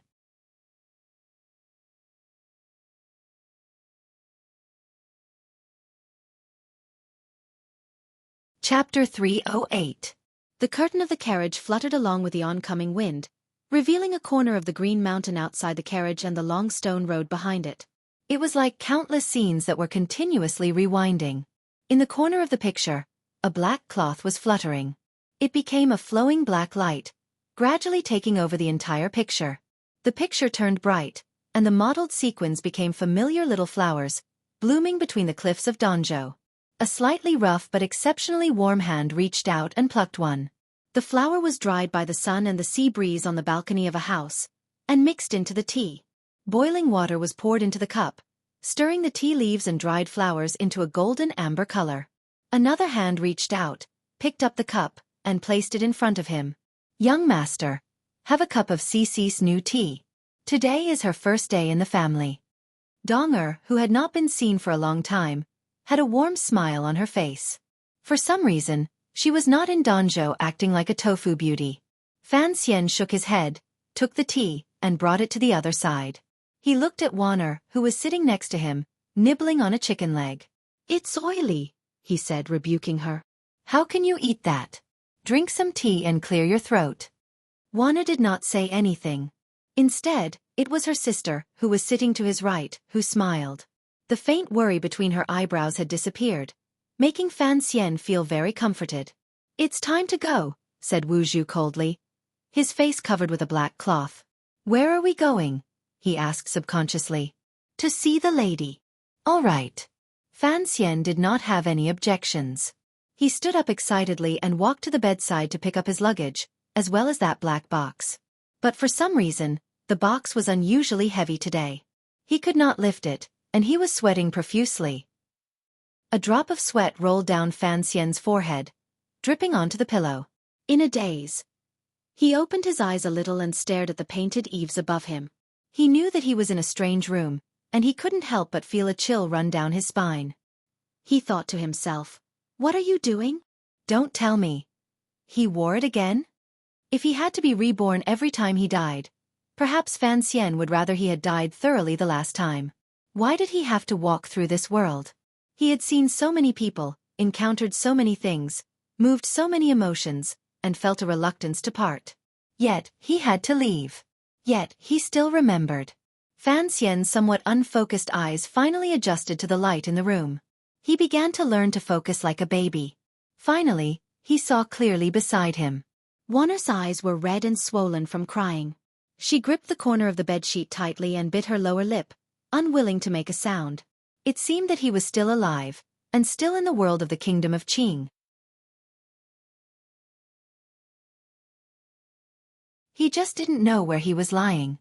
It was difficult for him to lower his head, but from the pain in his chest, he knew that his injury had not been healed. At this moment, the room was filled with submissive eunuchs. They were looking around in fear, pretending to be busy and sorrowful. At the door, a group of old men dressed in the attire of imperial physicians were talking to a middle-aged man sorrowfully. "Your Majesty, we really have no other choice. The middle-aged man was furious. If we cannot save him, then you will all accompany him in death. Fan Xian, who was in a semi-conscious state, saw this scene and couldn't help but laugh coldly. But the corners of his lips did not listen to his brain's commands. He thought to himself that this was indeed a familiar line. But you, the emperor, are only venting your anger when I am about to die. You don't seem very kind. Compared to the situation in front of him, Fan Xian subconsciously hoped that it was his father, Minister Fan, who was yelling at the imperial physicians. He wanted to reach out and pat the back of Wanner's hand, but he didn't have the strength to move. There was no place in his body that did not hurt. There was no place that did not feel empty. He forced himself to focus, but his head buzzed and he fainted again. While Commissioner Fan still had the leisure to silently criticize the emperor and comfort his wife, the entire capital was in chaos. The emperor had been assassinated. This incident could not be hidden from the world. So many people knew about it at dusk. But what made the people feel at ease was that the emperor had not been injured in this incident. But not long after, news came. Fan Xian, the commissioner of the Overwatch Council, had loyally protected the emperor and acted bravely. He had personally resolved this disaster. Then, despite his weakened body, he had chased the assassins from the Hanging Temple into the capital. Finally, he could not take it anymore and fell to the ground, heavily injured. No one knew if he would survive. Fan Xian had always had a good reputation among the people of the Qing kingdom.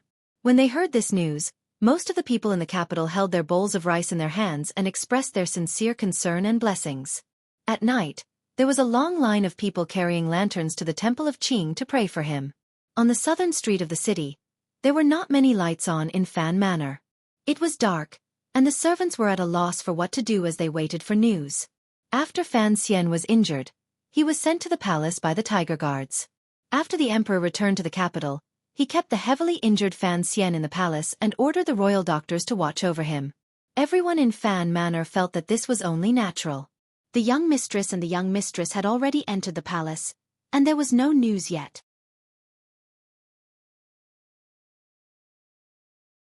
But the rumor said that the young master had been stabbed with a knife and was seriously injured. The royal doctors could not do anything about it. Unexpectedly, the Minister of Revenue, Fan Jian, did not enter the palace. He only sat in his study with a gloomy face. No one knew what he was thinking. After such a big incident, Chen Pingping could not stay in the Chen garden in the suburbs to watch beautiful women dance. He sat in his wheelchair and returned to the Overwatch Council. The first thing he did was to investigate the assassination. At the same time, he took over the bodies of the young eunuch and the 9th-level master who had been captured in the Hanging Temple. King Jing had already rushed into the palace. Princess Rojia stayed in her room to cry. Who knew how many young girls in the capital were grieving? The second prince shut the gates of the prince's mansion tightly and forbade any of his subordinates from inquiring about any news or responding in any way. He knew that he was in a very dangerous situation. In these troubled times, any inappropriate action would bring disaster upon himself. The great prince stood guard outside Guangxin Palace, where Fan Xian was being rescued. He paced back and forth. Yi Guipin also stood outside Guangxin Palace with the third prince. Today, the third prince's life had been saved by Fan Xian. Putting aside the fact that Yi Guipin was a relative of the Fan Manor, as a woman of the palace, she knew what was behind the emperor's anger. She also knew what kind of attitude she should show. The empress did not come. The crown prince only pretended to be concerned about Fan Xian and comforted Wanner and Ruoruo. He also asked the emperor to take care of his body, and then returned to the Eastern Palace. According to other news, although the Empress Dowager had only sent eunuch Hong to take a look, the old man was burning incense and praying in the little memorial hall behind Hongguang Palace. The news that Fan Xian was heavily injured and on the verge of death made all the powers of the Qing kingdom react in the most realistic way possible. They couldn't help but feel that it was ridiculously cute. Guangxin Palace used to be the eldest princess residence in the palace. It was also the place Fan Xian had come to the first time he had entered the royal palace at night. However, he had never stayed in the sleeping palace, so in the moment he woke up, he did not recognize that he was lying in the royal palace. Although Fan Xian had been heavily injured for the emperor's sake, it was still inappropriate for an official to be left in the royal palace to be treated. Fortunately, he still had the identity of being the eldest princess son-in-law. With a creak, the door to Guangxin Palace was pushed open. The emperor walked out with a serious expression. He glanced at Fan Ruoruo, who was about to cry by his side. Fatigue appeared between his brows. Eunuch Yao said in a trembling voice, "Your Majesty, you should go and rest. Sir Fan Jr. has the royal doctors here to treat him. He should be fine." A cold light flashed through the emperor's eyes. "Those useless people. Your Majesty, I want to go in and see." Fan Ruoruo steadied her state of mind and bowed to the emperor. "But the royal doctors will not let me in." The emperor furrowed his brows. Why? He noticed that there was a very ordinary box next to Miss Fan's feet. Fan Ruoruo bit her lip and said, "Brother still hasn't woken up, but the tiger guards told me to bring him the antidote he normally uses." He must have known before he fainted, but the royal doctors do not. Believe me. The emperor stood silently on the steps. The royal doctors had their own procedures for treating patients. It was normal for them to refuse Fan Ruoruo's medicine. But the emperor now was different from how he had been for many years. It seemed that this was the first time he realized that out of all of his sons, only one of them was the most promising. And only one of them did not think about problems for the sake of his own position. In the Hanging Temple, at such a critical moment, if Fan Xian's first choice had been to risk his life to save the emperor, the suspicious emperor would probably still have been wary of Fan Xian. Because that kind of action might have been because he was a powerful official. He wanted to show his loyalty to the emperor. A person who was an emperor never believed in visible loyalty.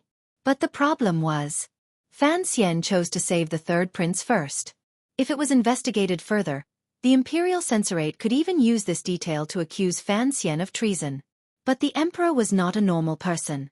From this detail, he thought he saw that under Fan Xian's shrewd exterior, there was still a warm and kind heart. Just like that woman in the past. What was funny was that in that instant, Fan Xian did not think this way. The problem was, the emperor did not know. So, the emperor was very pleased. After learning that Fan Xian was heavily injured and was about to die, his heart, which had not wavered for many years, finally trembled a little. He even began to wonder if he had squeezed Fan Xian too much. After the self-doubt, he felt a sliver of unreasonable jealousy toward Fan Xian. A sliver of anger that could not be expressed to the heavens. Such an excellent young man. Why? Could he only be his son? How about his sons? The eldest was too straight, the second too fake, the third too young. As for the crown prince? The emperor laughed coldly in his heart.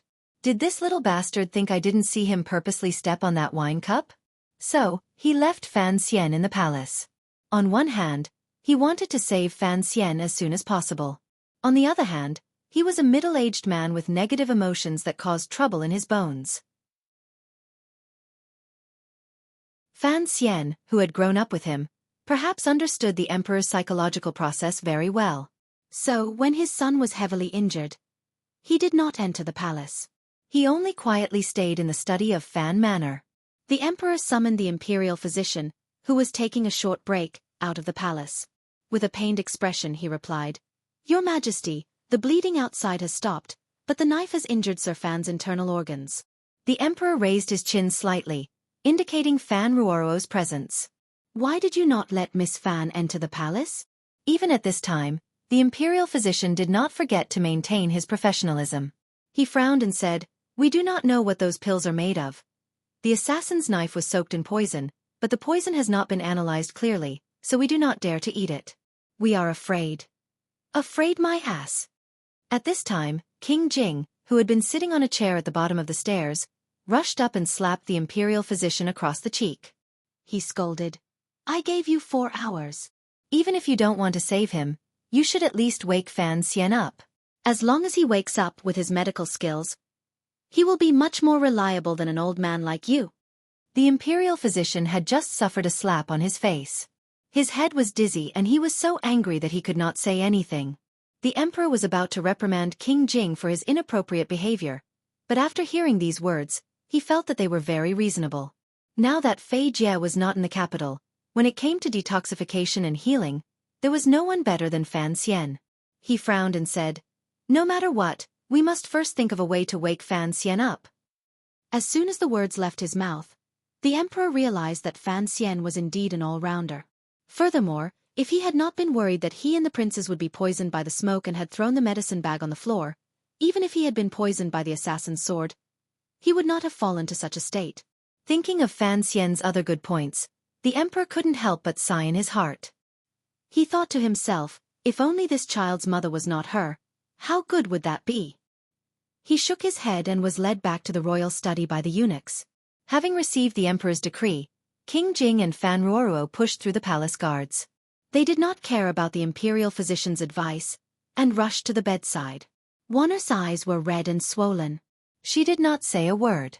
She only held Fan Xian's somewhat cold hand and stared blankly at Fan Xian's pale face. It seemed that she did not even know who was behind her. Seeing this scene, Fan Ruoruo felt a slight sorrow in her heart. However, it quickly turned into determination. She believed that her outstanding brother would not die so simply. Wake him up. King Jing did not look like a gardener today. Instead, he looked like a decisive general. He squinted and said, "If the medicine does not work, I will cut off one of his fingers." Fan Ruoruo did not seem to hear him. She took out a few wooden boxes of different sizes from her box. King Jing said, "Do you know which one to take?" He had no choice but to be cautious. After all, the imperial physicians were not all idiots, and what they said made sense. If he had taken the wrong pill, who knew what effect it would have? Perhaps Fan Xian, who was on the verge of death, would have died. Fan Ruoruo nodded. She calmly took out a light yellow pill from the wooden box. The pill gave off an extremely spicy smell. She handed the pill to her sister-in-law. The two ladies were both exceptionally intelligent. After Lin Wanner's hand trembled, she did not ask any questions. She directly put the pill into her mouth and began to chew quickly. She then took the warm water that the eunuch handed over and drank a mouthful to dilute the medicine in her mouth. The imperial physicians, who were watching with curiosity and nervousness, knew that the two bold girls were about to force the medicine into Fan Xian's mouth.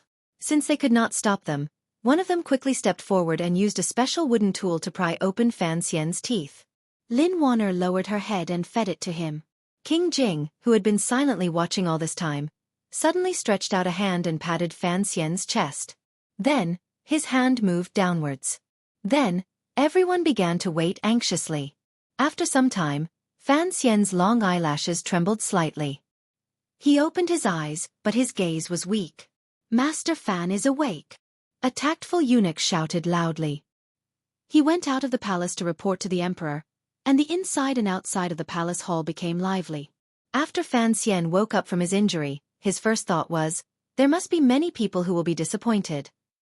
Then, he looked at the nervous, excited, and sorrowful faces around him. He said softly, "Pillow." Wanner clenched her fists and pressed her lips together. She was so nervous that she could not speak. She took a pillow and placed it on the back of his neck. She knew that her husband wanted to see the injury on his chest, so she put another pillow on top of his head so that his head could be a little higher. Ruoruo had already moved a bright candlestick over, illuminating his wretched chest. Fan Xian closed his eyes and let the spicy medicinal power slowly spread through his body, increasing his already withered energy. Only then did he slowly open his eyes and look toward his chest. The wound was not deep, and it was a little lower. It looked like it was on the chest, but it was probably on the top of the stomach. The royal doctors treated external injuries very well, and Fan Xian could not find anything wrong with it. But he knew that there must have been a hole in his stomach, and it was still slowly bleeding. His Xueqi had completely dispersed, and he could not rely on Xueqi to heal himself. If he allowed the internal bleeding to continue, he would not be able to survive the night. With the level of medicine in this world, there was nothing that could be done about internal injuries. He could not blame the royal doctors. Wipe it off. His energy was such that he could only give a short order. Fan Ruoruo did not even think. She took a boiled cloth and wiped off all the medicinal powder on her brother's chest, causing the royal doctors to cry out in surprise. Unsurprisingly, the wound on his chest began to bleed again. Needles. Fan Xian spat out one word. He could barely move his hand, and he held his wife's cold hand, which was trembling all over. Ruoruo took out a few long needles. Fan Xian looked to the side at King Jing and said, "Tiantu, Chiman, Yuman'er, Guanyuan, insert the needles 2 inches." Inserting the needles required the support of Xueqi, and at this moment, it seemed that only King Jing had this ability. After Fan Xian woke up, he had guessed very clearly that the palm that had sent the medicine into his stomach had contained the powerful Xueqi that had been practiced for many years. King Jing was slightly surprised.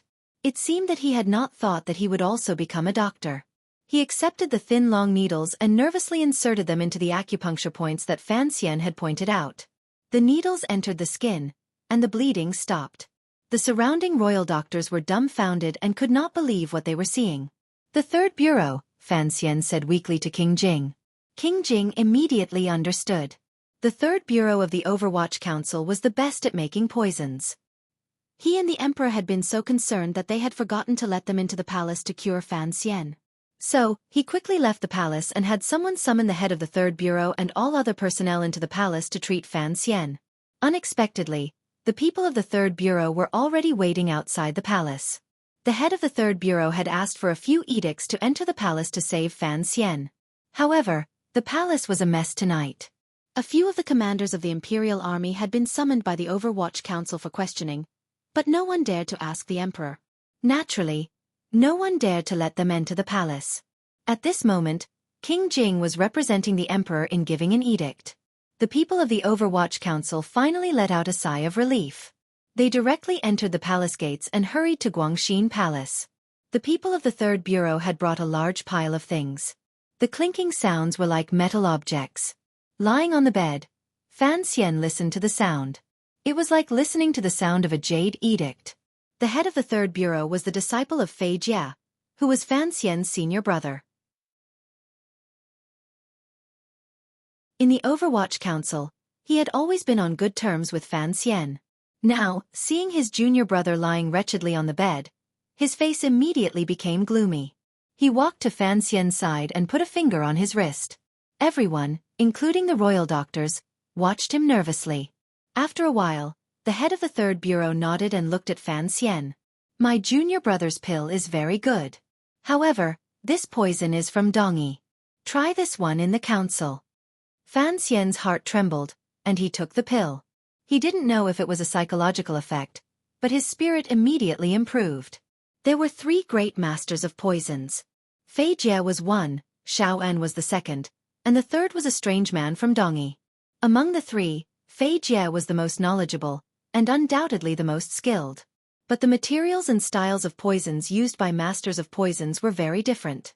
For example, Xueqi focused on animal fat and glandular secretion, while Fei Jia focused on plant and tree sap. This also affected Fan Xian. Unfortunately, the poison on the assassin's dagger came from the saltpeter mine of Dongyi. The styles of the 2 groups were different, so it was very troublesome to detoxify the poison.